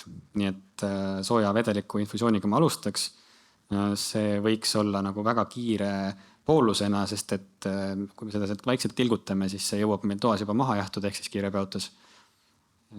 Ja me ei saa nagu seda soovitud efekti. Aga võib-olla need arvukad sooja veepudelid, mis meil on kiirabiauto seal soojakapis, et need ma kasutaks hoopis targemini, et paneks nad pea ja rindkere piirkonda lihtsalt nagu välisteks soojendajateks. Ehk siis karootiste kõrvale kaela peale on ju, ja siis kaela alla. Sellised nagu soojapakid. Ja seda teeks siis enne tal nagu lõplikku kinnipakkimist. Ja selle pakkimise juures nagu mina pööraks hästi palju tähelepanu ka peale, et see pea saaks ära kaetud tekiga. Et pea kaudu see soe või nii-öelda eraldub. Et siin on ka üks kommentaar, et kata pea kinni, et see on nagu väga hea. Ja üks küsimus Marti sulle ka. Kas targem on pakkida iga jääse eraldi või oleks hea just kehatüvega kokku panna? Ja iga jääse eraldi. Iga jääse eraldi, jah. No mõte on selles, et perifeeria või nii-öelda käed-jalad on külmemad tõenäoliselt kui kehatüvi ja et hoida siis nende külmade jäsemete vastu kehatüve panekut, et seda kehatüve siis jätkuvalt soojemana hoida. Ja seal võib-olla tuleb ka see soovitus, et mitte liiga soojendada siis jäset, kuna siis seal jäsemes tekib vasodilatatsioon, see külm veri läheb tsentraalsele, mis võib omakorda põhjustada siis kehatüve temperatuuri langust ja omakorda põhjustada fibrillatsiooni. Et see on selline nagu aspekt veel juurde. Et see keha kaitsemehhanism nagu perifeerine verivarustus välja lülitada on nagu laenu võtmine või kiirlaenu võtmine, et sa põhimõtteliselt lülitad korra selle nagu välja, aga pärast hiljem sa pead ikkagi selleks, et kogu keha soojeneks, sa pead ka suutma selle perifeeria üles soojendada ja sealt võivad nagu sellised hilisemad temperatuuri langused tekkida, kui nagu väga soojaks ajada need väga külmad jäsemed. Et kui raha hakatakse sisse nõudma, et siis on jama, jah. Siis on jama. Nii. Väga palju häid soovitusi mitmes eluvaldkonnas. Nii. Targe kiirlaenu võtke. Nii. Ma vaatan veel korraks, mis siin veel on küsitud küsimuste osas. Ja võib-olla see aspekt ka veel juurde öelda, et seda nagu infusiooni nagu kartma ei pea, et patsient on nagu tõenäoliselt hüpovoleemias ja siis võib teha tilka antud olukorras. No nii ja naa, et kui ta on selles nagu, ta on nagu väga värskelt ja kiirelt jahtunud, siis ta ei ole võib-olla jõudnud ennast nagu tühjaks lahistada selle külmadiureesiga ja neil haigetel võib tekkida ka selline kopsuturse, nagu hüdrostaatiline kopsuturse lihtsalt sellest, et sul on väga palju vedelikku järsku nagu väiksemasse või ringlevat verd väiksemasse volumenisse ära mahutatud. Et sa võid seda kopsuturset, mis võib olla tekkinud, ka süvendada. Ehk siis pigem olgu need intravenoosselt kantud vedelikud alguses nagu vähesemad, aga siis kiire joana, kui sa tahad seda sooja efekti nagu maksimaliseerida. Aga võib-olla hiljem, kui see keha juba nagu välispind hakkab soojenema, siis sa võid seda vedelikku rohkem vajada. Ma viskan õhku ka ühe suure küsimuse. Meil patsiendil on teadushäire ja me saame, ta on teaduseta, ei reageeri Glasgow 3. Kuidas me ta ja kas me kaitseme ta hingamisteed? Selle võiks ju ära intubeerida või? Jaa, see on teema, mille pärast meil on siin mitmeid unetuid öid olnud. Et põhimõtteliselt hingamisteede kaitse sellisel patsiendil oleks oluline. Küsimus on lihtsalt, et kes ja kuidas seda teeb. Et milliseid ravimeid me kasutame, kas me üldse ravimeid kasutame, sest et hüpotermes patsiendil, kellel on vereringe väga aeglane, need ravimid hakkavad ülehomme toimima. Ja intubatsiooni endaga me võime ka tekitada vereringe seiskuse. Aga ma arvan, et see väärib küünlaid. Eriti kui me teame, et see Lukas kohe varsti kohal on. Veel ei ole Viljandi jõudnud, aga varsti võiks jõuda. Sina intubeeriksid? Ma arvan, et ma intubeeriks arvestades, et ma olen abjapaluojas. Kui see asi juhtuks kuskil Anne kanali ääres, siis ma haiglaväliselt kindlasti ei intubeeriks. Ma sõidaks ta ka haiglasse ja haiglas intubeeriks. Aga kuna nii pikk transport on, siis ma arvan, et ma intubeeriks. Ja me teame, et patsiendil on siis hetkel on pupillid laiad, tal ei ole korneaalrefleksi. Me saaks hinnata ka vaadata suhu, kuidas suu üldse avaneb. Kas suu avaneb üldse? No võib-olla on suu täitsa jääs juba. Või on jääs. Täitsa variant oleks ka äkki ilma ravimiteta seda proovida. et no, mis see nagu riski poole peal on see, et tal ikkagi ootamatult see stiimul on piisav, et teda ärritada, mis põhjustab vatsakeste fibrillatsiooni. Teistpidi, kui me teeme ravimeid, siis me võime seda tõenäoliselt seda šokki, millest on veelgi süvendada. Et ma vist ettevaatlikult vaataks ilma ravimiteta. Teeks üks õrna laryngoskoopia katse. Kui ma näen, et patsient sellele mitte mingil moel ei vasta, siis üritaks ka toru sisse panna. Ja no täiesti aktsepteeritav variant on ka kasutada supraglottilist vahendit, kui see intubatsioon ei ole igapäevane tegevus. Et mõlemad meetodid on okeid. Nii, rääkides veel natukene erinevatest uurimismeetodist, et glükoosist me rääkisime. Et see on nagu see, mis mulle alati meeldib meelde tuletada, mida Tanel Lepik meie podcastis ütles, et ABC ja DFG ehk siis ABC ja siis don't ever forget glucose. Et see läheb siis ka antud juhul väga hästi kokku. EKG, kas me EKG tahame teha? See EKG annab meile midagi, mingit lisaväärtust. Jottlainest pole midagi. Et siin on jah, lihtsalt niisugune võib-olla huvitav fakt, ma ei tea, kas keegi tahab jottlainest rääkida? Või Osborne'i laine. Osborne'i laine ehk jottlaine. No jätame kuulajatel midagi ise ka lugeda. Et saab, see võib-olla saab ka öelda, paneme siis deltakutse konspekti, paneme siis jottlainest kirjutame. Aga põhiline lihtsalt see on siis niisugune hüpotermiale iseloomulik muutus, see võib olla ka teistes olukordades ja see juhtub siis jottpunkti peal, mis on siis täpselt see üleminek URS-ist intervalli siis, ehk siis nagu vatsakese depolarisatsiooni lõpus ja enne repolarisatsiooni, et seal tekib niisugune väike sakk, mis võib anda siis nagu nendele automaatanalysaatoritele jätta mulje, et tegemist on siis ägeda koronaarsündroomiga ja isheemilise infarktiga. Parem mitte pead segi ajada. Kui tundub, et põhimure on hüpotermia. Et kui EKG-d ei tee, siis ei näe seda. Ja, kui palavikku ei mõõda, siis ei tea. Aga me korraks siin tuli ka üks küsimus, et kas siis see temperatuuri mõõtmine hüpotermias ei olegi oluline?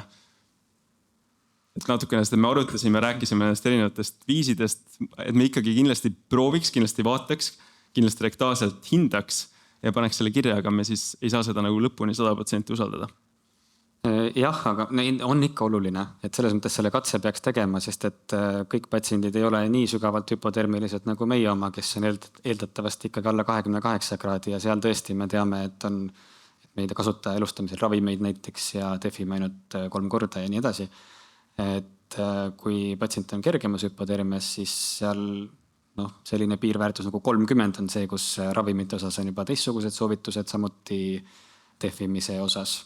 Nii et eks me ikka tahaks teada. Et sellest oleneb palju. 32 alates võiks juba patsient ju ise jooksma saata, et soojust tekitada. Kui ta on teadusel. Martin ütles, et 20 korda tõuseb, eks ju, lihasid liigutades metabolism. Ja. Aga kuna meie haige on intubeerituna kiirabi autos pikali. Varsti hakkab jooksma. Aga kuna ta on meil intubeerituna kiirabi autos, siis põhimõtteliselt meil tuleb ka söögitoru temperatuuri andur tuleb mängu. Aga meil on nööp, me ei saa panna. Mida meil ei ole muidugi. Aga Viljandi arstibrigaadil muu uusi. Jaa, ikka nad tulevad ju korpulsiga.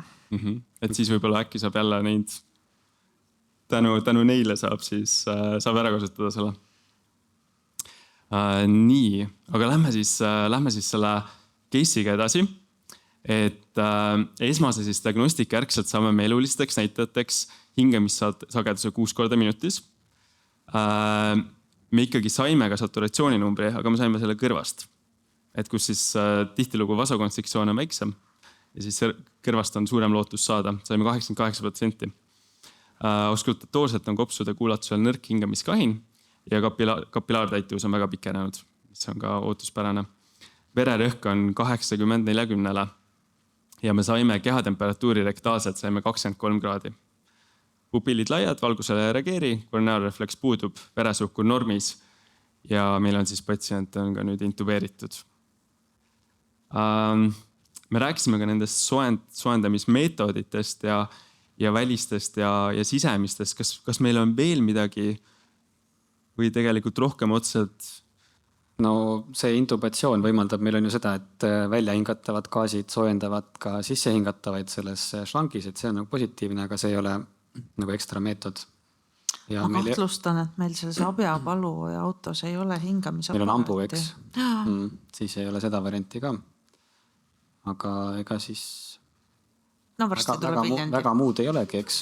Meil ei ole mingit sooja puhurit, mida väga sooviks tegelikult.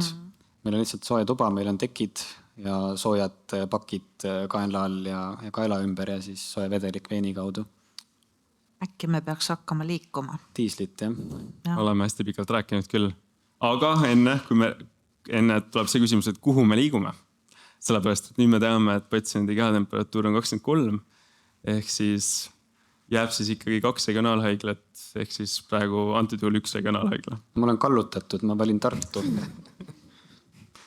Aga ma olen tegelikult kallutatud, kuna haige on Abjas, ehk siis mingi 100+ kilomeetrit ja Tallinn on ikka 200 kilomeetrit, nii et... Ja ma arvutasin välja vahemaad vahepeal. Pärnu haigla näiteks on 70 kilomeetrit. Viljandi haigla 38 kilomeetrit. Eriti ahvatlev. Tartu Ülikooli kliinikum 110 kilomeetrit. Ma Perhi välja ei arvutanud, aga Perh on muidugi kaugemal, aga miks me ei lähe Viljandi haiglasse? No kui ta on koomas ja hüpotermias ja me saime ka numbri tegelikult sellele kõigele lisaks, siis tal on ikka väga-väga kõrge tõenäosus, et süda jääb seisma lihtsalt ühel hetkel ja siis selliseid haigeid sügavast hüpotermiast on kõige efektiivsem elustada kehavälise vereringe toel. Ehk siis sellepärast me lähme regionaalhaiglasse ja antud juhul siis Tartusse. Mis need kehavälise vereringe võimalused on? Mis on võimalused? No ECMO on võimalus kehaväline ja siis südameopitoos kasutatav kunstvereringe, aga mõlemas haiglas on ööpäevaringselt ECMO kättesaadav, ekstrakorporaalne membraanoksügenisatsioon. Ja see nagu teeb kaks ühes on ju, et esiteks tagab vereringe ja teiseks võimaldab patsient väga kiiresti üles soojendada, mis võimaldab siis oma südamel jällegi omakorda käivituda, kui peaks olema tekkinud fibrillatsioon. See on see põhimõte. Nii et tahaks Tartusse siis minna? No mina läheks Tartusse. Te tulete ka? Patsiendil oleks... Ilma Martita me ei saa kuhugile minna, nii et Marti otsa vaatama. No patsiendil oleks parem kindlasti Tartusse. Ise tahaks õudselt Viljandis seda maha poetada. Ja tagasi koju minna? Jah. Ei, veel ei saa. Kahjuks või õnneks. Nii, aga lähme siis edasi, et me otsustasime transportida haige kiiresti Tartu Ülikooli kliinikumi ja läbi siis, kas me helistame EMO valvearstile ka juba ette või... Teeme üllatuse. Või Oi, see üllatus meile küll meeldib. Kas Martin, sa teeksid ka üllatuse? Ma teeks üllatuse ja helistaks. Et ma ikka helistaks vist, jah. Kindlasti tuleks sellistest haigetest ette helistada. Sest et ega ECMO tiim ju ka ei ole kogu aeg kohal, eks ju, võib-olla oleks ka neil hea teada, et selline haige on teel ja võib juhtuda nende abivajadust. Just, aga plaan ei ole minna ECMO-leks, et kuna tal vereringe on olemas, siis me ikkagi üritame teda soojendada. Õigemini kiirabis hoida temperatuuri ja haiglas nagu väheinvasiivsete võtetega esialgu soojendada. Ja rääkides sellest, otsustasime panna teise veenikanüüli. Aga samal ajal, kui siis mina kanuleerin, siis Martin märkab, et kardiomonitoril see laine kuidagi muutub ja on tekkinud vatsakeste fibrillatsioon. Läksime ahneks. Mis me nüüd teeme? No meil on kleebitud labad. Vaatame üle, et see rütm on ikka õige ja siis defibrilleerime 200 jouliga. Ja kuna see tekkis meie silme all, siis seda võiks teha 3 järjestikuse šokimeetodil. Ja kui efekt ei ole, siis jätkata südamemassaažiga või alustada südamemassaaži. Ja siis muidugi tuleb see transport pausile panna, kui me juba jõudsime liikuma hakata või ei jõudnud tegelikult. Veel ei jõudnud, jah. Aga Martin, mis sa arvad, kas oleks mingeid võimalusi, kuidas me saaks käsitsi masseerides ikkagi edasi liikuda autoga? Kui meil on ikkagi Viljandi brigaad on nagu kohe-kohe jõudnud. Sul ei ole vahet ju. Sina sõidad. See on see ohutuse aspekt praegu. Ei no, aga me oleme haiglas ju näinud, kuidas eks ju inimene istub kaksiraksi kannatanu peal ja masseerib ja voodi sõidab. Jah, kas me kiirabiautos ei võiks sellist asja kasutada? Mina ei taha. See on... Me saame aru, eks ole, et nagu me saaks nagu liikuda, me saaks nagu teha, aga ohtlik ja uskuge mind, ükski autooht ei taha seda enda hingele, kui pärast midagi juhtub. Ma nõustun suga, ma ei tahaks ka seal olla. No, kuidas vanasti tehti? Aga nii tehtigi vist. Ikka tehti vist jah, nii et auto liikus aeglaselt, aga ikkagi masseerides liiguti edasi. Kuigi, no ei jah, vanasti ju meil ikkagi see kardiokirurgia vereringe võimalus oli, et ma tahtsin öelda, et vanasti polnud ju ECMOtki, aga... Et siis sa ei hakkaski minema üldse või katsuks koha peal lahendada? Ikka peaks minema, ma arvan. Jah, ei mina ka sõites ei tahaks seal olla kuidagi sellise tegevuse osaline, et siis jääme koha peale ja ootame abi. Aga kuidas, mis see juhend ju ütleb, et kui meil on rasked tingimused, ohtlikud tingimused, eks ju, ja meil on väga sügavas hüpotermes patsient, siis me võime niimoodi vahelduvalt elustada, et 5 minutit elustad, 10 minutit sõidad. Kaua me sealt tuleksime siis? Jah, see on siis nagu Euroopa elustamisjuhend, et kui kehatüve temperatuur on alla 28, mis meil on 23, et siis me saaksime teha alternatiivselt 5 minutit, 5 ja 5. Et 5 minutit südamemassaaži ja 5 minutit siis mitte. Et see põhimõtteliselt on täitsa nagu juhendile vastav. Aga mõeldud on ilmselt seal olukordi, kus ikkagi kannatanud tuuakse kuskilt mäe otsast alla, on ju? Sul ei ole lihtsalt võimalik. Lihtsalt ei ole võimalik. Aga meil ka pole võimalik, kui Marti ei sõida samal ajal. No keeruline, aga Viljandi arstibrigaad on kui kaugel? Kohe jõuad. Me näeme kaardi peale, et tegelikult nad on ümber nurga. Nii et me võime Marti sellest kiusatusest välja võtta. Aga võib-olla nüüd tulleski nagu selle juurde tagasi, mis tegelikult nagu selle meie tänase osa see teema oli, et hüpotermia üle elustamine. Et ma arvan, et kõik said aru, et see kahjuks ka sellega lõpeb. Et mis on see eripära, et meil tõesti ongi, et meil on alla 30 kraadi praegu. Sa mainisid, et kuna me nägime seda fibrilatsiooni teket, et me võime siis kohe 3 erestikust defibrilatsiooni teha. See osa jah, ei tohiks erineda, vähemalt seda see elustamise erijuhis ei käsitle. Et seda ma teeks vist samamoodi, aga põhimõtteliselt räägitakse 3 šokikatsest. Et kui süda sellele ei reageeri, siis on väga väike tõenäosus, et ta järgnevatele ka reageerib ja pigem sa kulutad aega ja võib-olla kahjustad patsienti veelgi. Aga kindlasti ei oleks ka vale see, kui keegi otsustab teha 2 minutit vahel massaaži, eks ju? Sa mõtled nendele defibrilleerimistele, jaa. Jaa, aga ma mõtlen, et kui ma teen need 3 erestikust ära, siis ma käsitleks neid 1 šokina täpselt nagu tavalises elustamises. Ehk siis ma teeks pärast võib-olla veel. Aga ega ma väga optimistlik ei ole selle õnnestumise osas. Aga jah, see on siis, kuna siis see juhtus meie silma all täpselt, ütleme, et läks siis nagu öelda siinusrütmilt, läks siis fibrilleerima. Aga nüüd meil on 2 veenikanüüli, ma panin, eks ju, uhkelt panin teise veenikanüüli veel. Oled rahul? Juba rahul, eks ju. Patsiendi süda seisab. Aga saan ma siis midagi sinna süstida? Pigem mitte.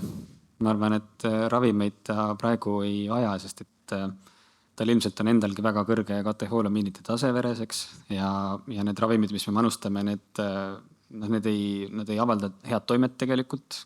See on nagu teine. Ja kolmandaks, nad jäävad metaboliseerimata, nad jäävad ringlema, et kui me pärast ka peaks kunagi ringe tagasi saama, siis efekt tekib hiljem väga massiivne, et ei soovitata alla 30 kraadi üldse elustamisel ravimeid kasutada. Just. Nii, ravimeid siis ei saa teha. Ja mis hetkel see muutub, et kui tuua siia veel juurde see, et kui näiteks patsiendil on 32 kraadi, et kuidas see ravimite osakaal või see kasutamine muutub sellest? Ja seal doosid jäävad samaks, aga manustamisaeg intervall pikeneb, et 2 korda suurema intervalliga manusta. Ehk siis adrenaliini teed 6-10 minuti tagant, 8 minuti tagant. 6-8. Ja amiodaron? Amiodaron jääb samaks ikkagi. Kui ütleme oleks praegu. Seda ju 2 korda ainult teekski. see on jällegi juhises käsitlemata osa, aga põhimõtteliselt teeks samamoodi vist kui tavajuhul. Aga sinna me ilmselt ei jõua niipea. Jah, praegu meil ainult 23, nii et selles mõttes küll. Nii. Viljandi jõudis kohale. Neil läks aega, aga said ilusti jõudsid kohale. Paneme siis Lukase peale. Vist ei ole küsimust kellegil, et see oleks esmavalik. Jah, ma arvan, et sellise rindkere vajutamine on ka raske juba. Meie brigaadi tõesti ära väsitanud, nii et viimane aeg. Et see külm rindkere ei ole kergesti komprimeeritav. Tõenäoliselt on käed ka juba ära külmunud endal. Jah. Natukene sohendanud patsienti ka läbi selle. Nii. Õnneks meil patsient intubeeritud.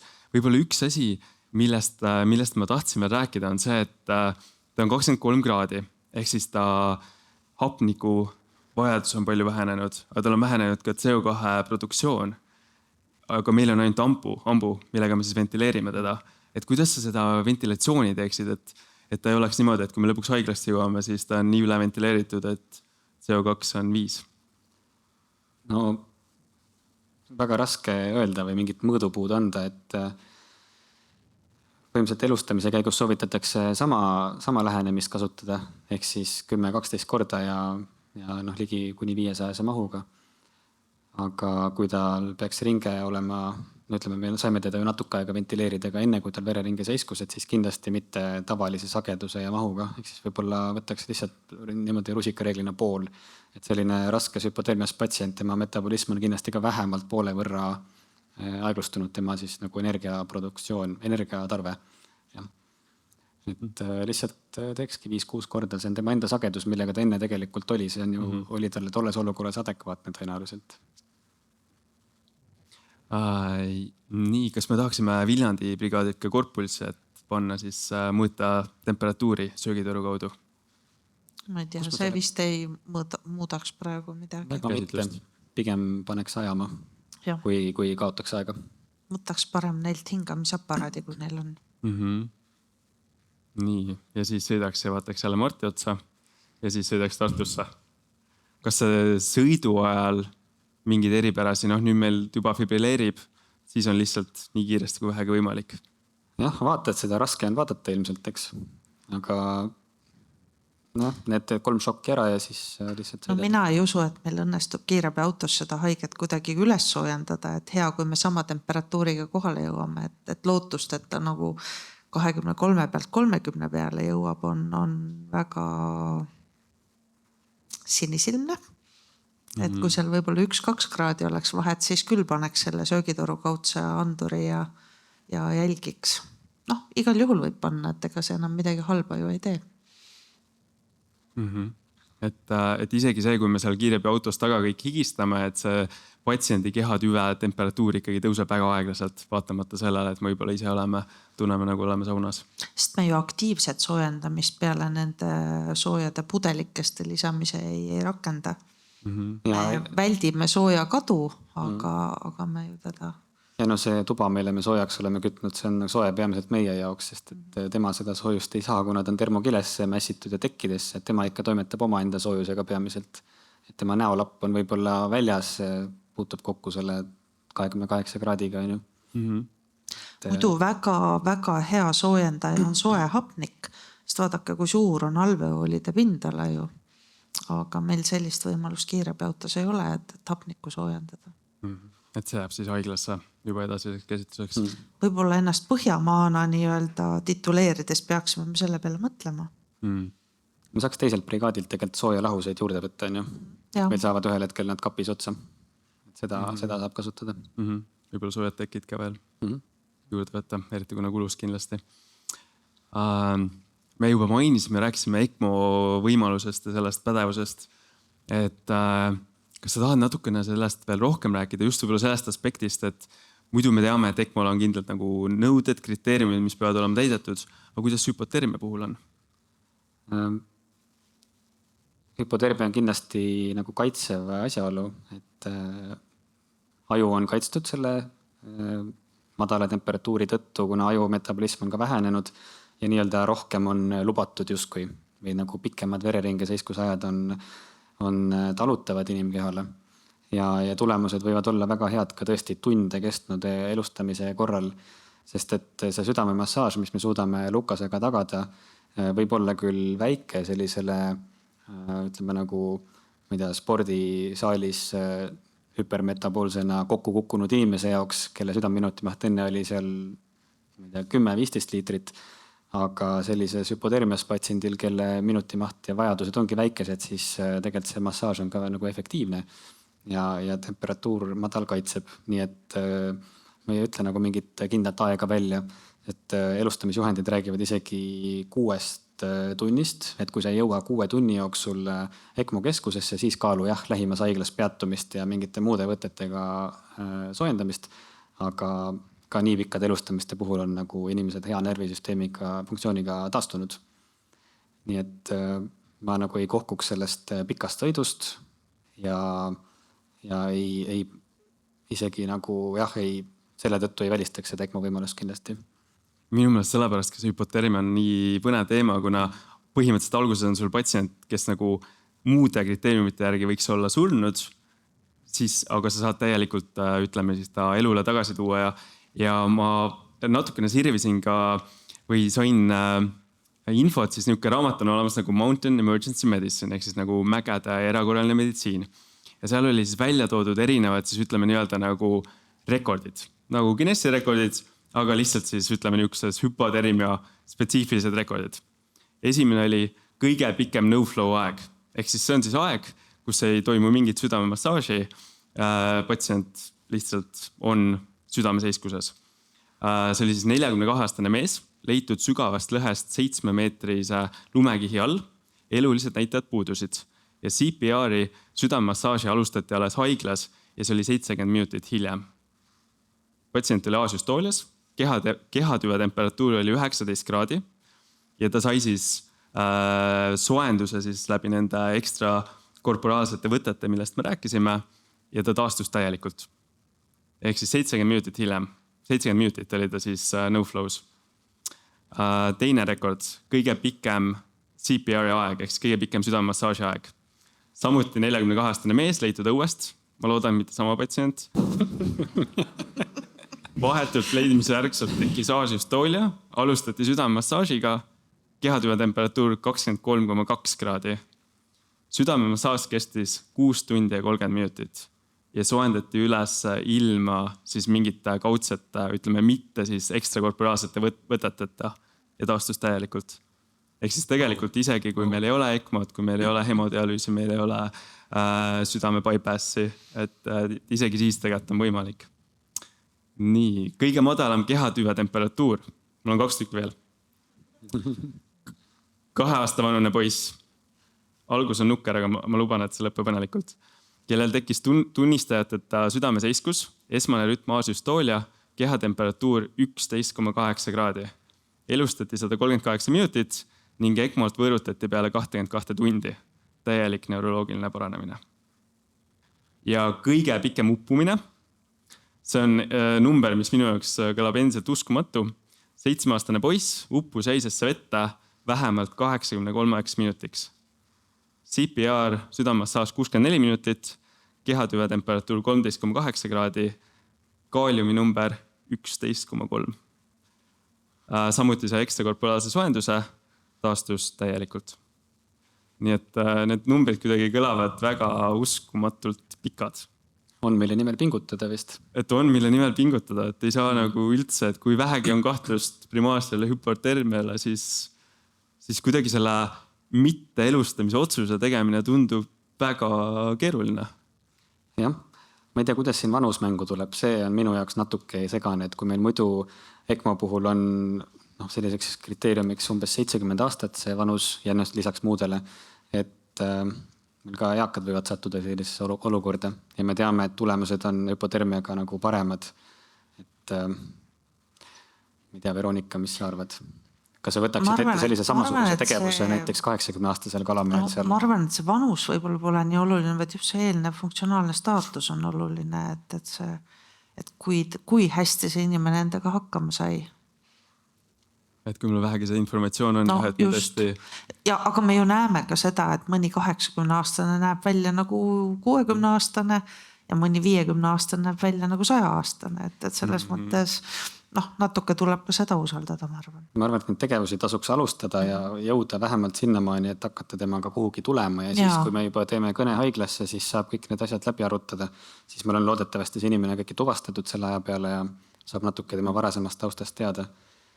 Ja me ei pea seda otsust üksi tegema, kiirabiautos, ma arvan, on nagu oluline sõnum. Õnneks täna on nagu eriti lihtne veel, aga alati saab helistada. Aga selles mõttes praegune juhtum on meil mõnes mõttes heast, et me teadsime, et ta kukkus vette. Me teadsime, et see juhtus üle poole tunni tagasi või ütleme sellest teatamise hetkest. Aga mis siis, kui me leiame teadvuseta inimese?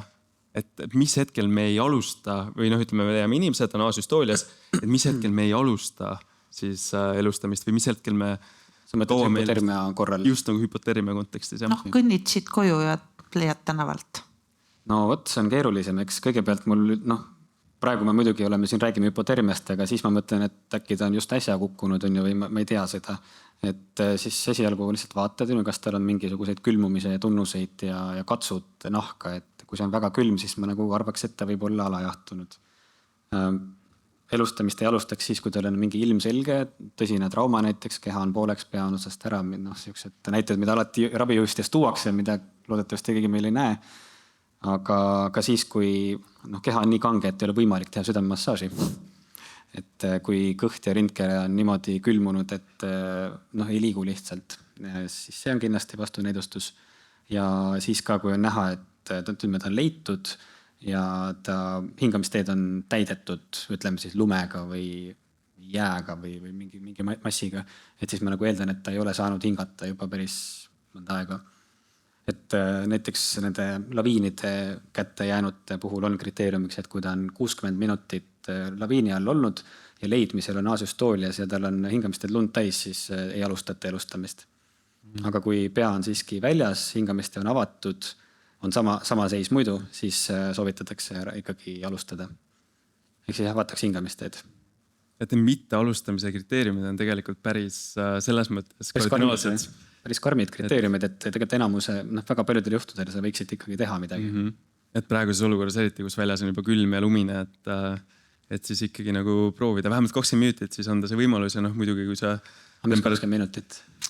Keegi pole surnud, kui ta pole sooja surnud. Et sellega me oleme siis kõik nõus. See oli ka üks küsimus, et kas selle väitega me saame siis nõus olla, et kui me teame, et näiteks ongi, et temperatuur on 30 ja me 20 minutiga ei saa südant käima, et siis me... Ütle uuesti, et on 30 kraadi. 30 kraadi, me elustame, tal on pea otsas, keha on terve. Aga tal on asüstoolia. Tal on asüstoolia. Aga see piir ei ole väga hästi defineeritud, et kes on soe ja surnud. Et ma kunagi varasemas mingis paberis leidsin 32 kraadi, võiks olla selline hüpotermia, mis nagu ei põhjusta enam seda, et surnud on selle temperatuuri pärast. Et vaid on surnud näiteks sellepärast, et see on liiga kaua kestnud või mingi muu vigastus. Et nüüd enam uues juhendis mina seda ei näinud, seda numbrit. Seda kirjas ei olnud, aga seda võib sellest skeemist nagu minu arust välja lugeda. Aga minu arust on see teine probleem, et sa võid ju seal tänaval teda elustada, aga ta ei soojene sul kuidagi 32 kraadi peale. Isegi soojas kiirabiautos sa ei saa seda, et see tähendab ikkagi seda, et sa viid ta haiglasse ja seal siis soojeneb ja otsustatakse. Jah, ilmselt on mõned haiged, kellel otsustatakse ECMO-t mitte rakendada, aga kelle elustamist võib-olla on siiski mõistlik jätkata.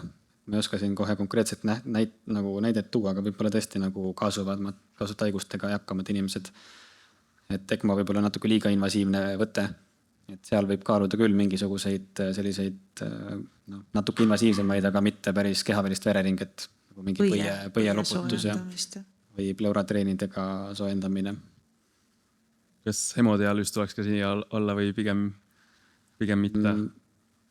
Me ei ole kindel, et see hemodiaalüüsi puhul sa saad nagu kasutada suht väikseid voolukiiruseid, see efekt ei ole väga hea, et kui siis üldse mõelda näiteks intravaskulaarsele sellele soojusvahetile, ehk siis mida me kasutame sageli terapeutilise hüpotermia tegemiseks, et sellega on võimalik ka päris efektiivselt inimest soojendada kuni mingi paar kraadi tunnis, ehk siis pigem äkki see meetod.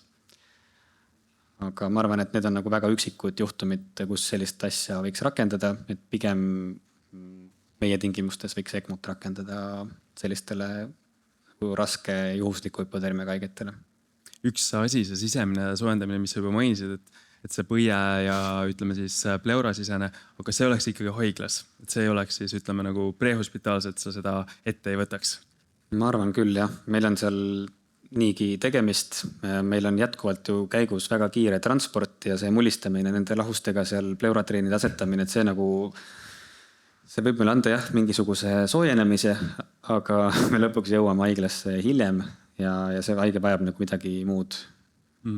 Ja lõpuks me ju jahutame ka teda, kui me võtame kõik tekid pealt ära ja et sa neid protseduure teha.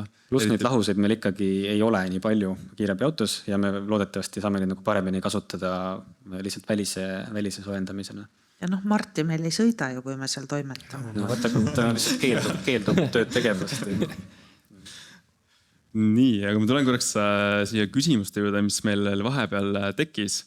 Et me intubeerisime ja me kasutasime siis ravimeid ei kasutanud, kuna tal reflekse ei olnud. Aga kui tal ikkagi on kõrirefleks, mis ravimeid me siis kasutame? No lüstenooni me kindlasti ei kasutaks, sest et me ju eeldame juba, et ta kaalium võib olla tõusnud. Mis valikuid meil siis on veel? Head intubatsiooniravimid, hüpnootikum, lüstenoon, jah. Aga siin oli jutt sellest, et kui nii-öelda refleksid on alles või suu ei avane või aga... Ma arvan, et näpu otsaga mingit hüpnootikumi, näiteks ketamiini ja siis rokurooniumit, kui on tõesti vajalik, aga raskesti usutav, et see 23 kraadine inimene kuidagi suudab nagu reageerida sellele. Et see on jah, me paneme selle hästi laheda tabeli, kus ongi nagu erinevad temperatuurid toodud ja et mis siis ära kaob. Et näiteks kui võtta see sama 23 kraadi, siis ongi, et korneaalrefleks kaob ära, okulocefaalic refleks kaob ära, mis on see doll size fenomen. Ja näiteks 25 kraadi juures on siis aju verevool on vähenenud 2/3. Ja siis võib tekkida ka kopsuturse ja siis tekib ka muidugi apnoe, võib tekkida ka sellel temperatuuril. Ma paneb mõtlema, et äkki isegi me ei taha teda kiirabi etapis soojendada, kui me lähme massaažiga haiglasse, kus ta saab kehavälisele vereringele. Sest et me põhimõtteliselt suurendame tema hapnikutarvet. Olgu hea, kui ta püsib seal, kus ta on. Kui see on meie lõppsihtmärk, on ju. Jah, kui meil on ECMO teada, et see võimekus on olemas. Et vähe tõenäoline, et ta 23 kraadist 25-ni soojenedes näiteks südametöö taastub. Aga võib-olla me halvendame midagi muud isegi. Aga ma arvan, et see on nii nüanss, et tegelikult ikkagi tegeled selle soojuse nagu edasise kaotamise vähendamisega, et hoida seda temperatuuri, mitte isegi sa ei suuda seda tõsta. Nii, ja siis ütleme, kui meil enne oli siis info, et EMO eelteavitus, üks võte oli üllatust teha, aga nüüd, kui meil on elustamine käigus, et siis ECMO meeskonna eelteavitus. Jah, uus info ja info, ma arvan, võiks kõige parem ikkagi olla sellele samale EMO vastutavale arstile. Et ma ei eelda nagu, et igas maakonnabaasis peaks teadma, kellele täpselt helistada, et saada kõik haigla erinevad teenused kätte. Et ma arvan, et see hea nagu infokeskpunkt võiks olla EMO arst, kes niikuinii peab sellega ka tegelema hakkama ja kellel on siis aega rahulikult kõik need ressursid kokku kutsuda EMO saali.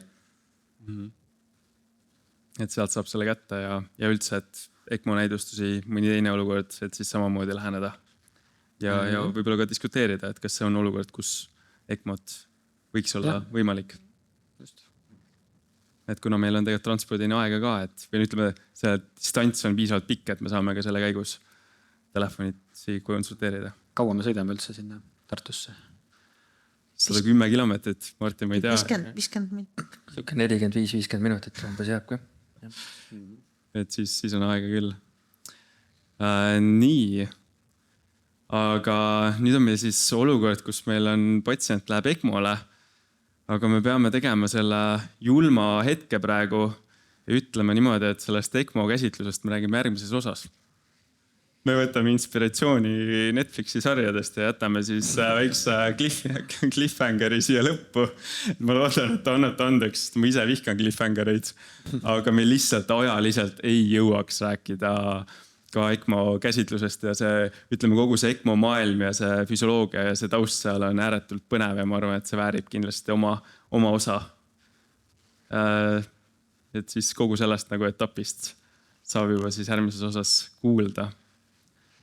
Kas kellelgi on tekkinud küsimusi veel, mis võib-olla ei ole Slidosse jõudnud, et meil on siin imeline brigaad, kes on seda juhtumit ja lahendanud, et kas keegi tahaks küsida ka niimoodi otse mikrofoni. Alati natukene hirmus, aga ei pea kartma. Või siis saatma Slidosse ka küsimusi, et see võimalus on ka olemas, et ärge üldse muretsege. Võib küsida. Nii kaua, kui veel mõeldakse. Siin on üks küsimus tulnud, et miks hüpotermia korral just vatsakeste fibrilatsioon tekkida võib?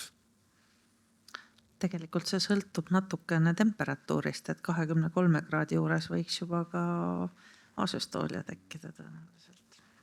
Ja seal võib tekkida ka teisi rütmehäireid, eks ju, et see võib olla. Ja samamoodi enne võib tekkida ka kodade virvenduse rütme. Sinus bradykardia tekib, on ju, sest et su metaboolsed vajadused vähenevad, see on täiesti adekvaatne reaktsioon. Samal ajal sul tegelikult ringlevate katehoolamiinide tase on kõrge, on ju. Selleks, et tekitada seda külmavärinat alguses, selleks, et perifeeria kinni suruda. Ja ma arvan, et sealt edasi see läheb nii, et tekib kodade virvendus, mis on ka nagu selline hüperkatehoolamiinide seisund võib-olla. Ja siis vatsakeste virvendus sealt edasi nagu loogilise jätkuna. Ja kõik intervallid võivad ka pikeneda, mis EKG-s põhimõtteliselt on, et... Noh, kui pulss on 20, siis... Jah. Nii. Kas kellegi äkki on nüüd vahepeal tekkinud mingid küsimusi? Veel ei ole. Mõnel tekib küsimus, et kas me seda aeglast rütmi peaksime kuidagi kiirendama? Ja näiteks atropiiniga. Meil on 2 veenikanüüli või peissimisega. Kas sa tahad sellele ka ise vastata kohe? Ma vastan ei. Mitte, et ma ei tahaks ei, vaid ma tahan öelda, et ei pea seda tegema. Et see ongi füsioloogiline ja see on täiesti okei. Aga rõhku ravida, vererõhku. Ütleme, et tal, mis meil oli seal 80, 40. Jah, 80. Sa paneksid talle noradrenaliini? Sellise kehatemperatuuriga ei paneks.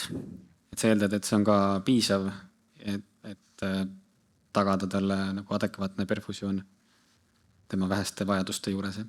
Jah.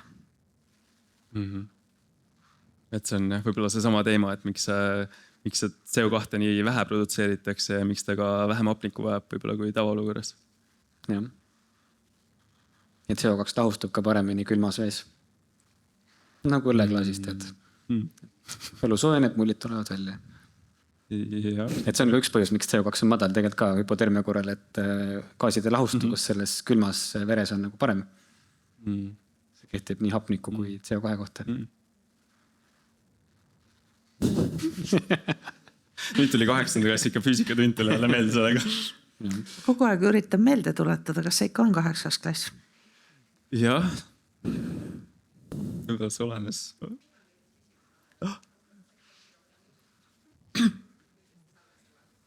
Joo, mikrofoniga on parem, siis kuulevad kõik.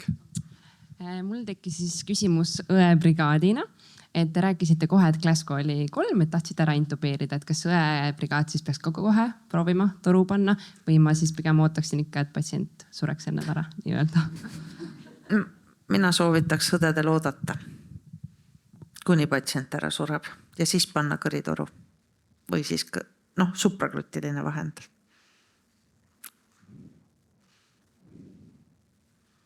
Ma arvan, et ei ole õiget vastust, et nii nagu meie kõhklesime selle otsuse tegemisel ja otsustasime, siis sa võid ka kõhelda ja siis kasutada seda vahendit, mis sul tuttav on, ehk siis võid kõritoru talle ka panna. Ikkagi nii sügava kooma juures, kus tal ei ole reflekse, siis ta ilmselt ka ei kaitse oma hingamisteed ja see võib olla, kui ta vajab sul juba hingamiste hoidmist, siis pigem pane see kõritoru talle ära. Me rääkisime enne ka natukene nendest erinevatest nii-öelda maailmarekorditest, aga mis teil kõige pikem rosk on olnud oma praktikas? Rosk ehk siis return of spontaneous circulationi aeg, et elustamise käigus. mina kindla peale vist ei mäleta, ma arvan, et juhtum, mis lõppes ilma ECMO-ta südame käivitumisega võib-olla 40-50 minutit niimoodi, aga ECMO ringele minekuga võib-olla natuke üle tunni või 1,5 tundi äkki. Ma ei oska öelda, kui pikk see kõige pikem võiks olla, aga mul on mälestus ühest sellisest juhtumist, kus me elustasime õues. Sügav talv oli ikka siis, kui veel meil päris talved olid. Ja siis me panime patsiendile infusioonisüsteemi külge õues ja see jäätus ära. Et igal juhul infusiooni me temasse ei saanud. No, suht loogiline, aga tol hetkel nagu tundus, et soolavesi võiks ju ikkagi minna. Et ka hea tähelepanek, praktiline tähelepanek. Et noh, sellest alates nagu ma soovitan ikkagi haige autosse võtta, et seal on endal ka mugavam. Üks küsimus, mis on slaidasse tulnud, et kui suurt rolli mängib esmakäsitluses see, kas on mageve uppumine või mitte? Et kas just nagu võib-olla selles esmases käsitluses, jah. Et hüpernatreemias efektist, kui on väga soolane vesi? No ma ei tea, elustamise käsitlust ma arvan väga ei muuda, aga see, mis temaga nagu edasi toimuma hakkab, see küll erineb, jah. Et kui ta on magedat vett aspireerinud, siis siseneb tal suures koguses vereringesse, tekivad hüpervoleemia tunnused ja tekivad nagu osmootsuse languse tunnused. Hüpervoleemiast, ühesõnaga kõik, mis sellega kaasneb, vereringe ülekoormus, südame puudulikkus põhimõtteliselt äge. Ja hüponatreemiast turse, eeskätt ajus võib-olla kõige olulisem, ehk siis seda peaks nagu kiiresti korrigeerima hakkama. Et soolaveega seda ei peaks juhtuma, vähemalt siin Läänemeres on vist see soolsus piisav, et selliste efektide eest mõnevõrra kaitsta. Ma nagu mõtlen, kas me kiirabetapil saame sellega midagi peale hakata. No kui see nagu väga selge on, tõsta kopsuturse jaoks küll, aga et kas... Jah, aspireerida hingamisteed puhtaks, võib-olla kanget naatriumit manustada, see võib-olla võib vabalt olla ka haiglas tehtud. Pigem elustamine vist ei vaja furosemiid elustamise käigus. Esmakäsitlust mitte, aga pärast siis juba haiglas. Üks küsimus veel, mis tuli, et mis sagedusega peab sellist patsienti, ehk siis hüpotermilist patsienti ventileerima juhul, kui ta ise hinga brigaadi jõudmise ajal? Et kui ta ise ei hinga. Kui ta ise ei hinga, jah. Siis on ta surnud. Siis hakkame elustama. Siis on tavaline sagedus. Jah, 10 korda. Minutis. Kui on mingi supragetiline või siis just vahend olemas. Või siis 32. 32. Mis võiks ka 10 korda välja teha siis, kui õige tempoga masseerida. Jah. Nii. Aga kui rohkem küsimusi ei ole, siis ma arvan, et kuulutamegi siis selle case'i praegu lõppenuks. Ja jätame siis kahjuks sellisel momendil siis vist esimest korda, kui meie patsienti saatuse on siis õhku jäänud. Aga ma loodan, et annate meile selle andeks ja kuulate järgmist osa ka, et siis saate teada. Järgmist ei tule, see ei tule 3-osaline, ma luban, et see tuleb ikkagi järgmise osas saate teada, mis temaga juhtub. Nii, aga suur aitäh kõigepealt saatekülalistele, et te tulite, et teiega oli väga kindel ja lust oli seda külma ja karget juhtumit lahendada. Ja just ka seda päästeaspekti ja kogu seda meditsiinilist ja päästetöö poolt koos arutada. Suur aitäh teile. Suur aitäh, et te kuulate meid. Ilma teieta ei oleks see asi siin üldse võimalik.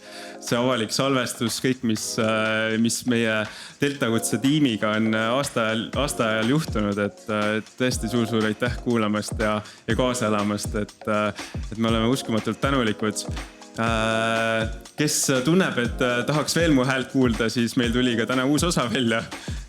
Kelle Siiber ei saanud, siis kodade virvenduse rütmi osa tuli meil täna välja ja Lotta, keda te enne siin kuulsite, tema tegi ka väga hea konspekti antud teemal, nii et kindlasti vaadake ja visake pilk peale, et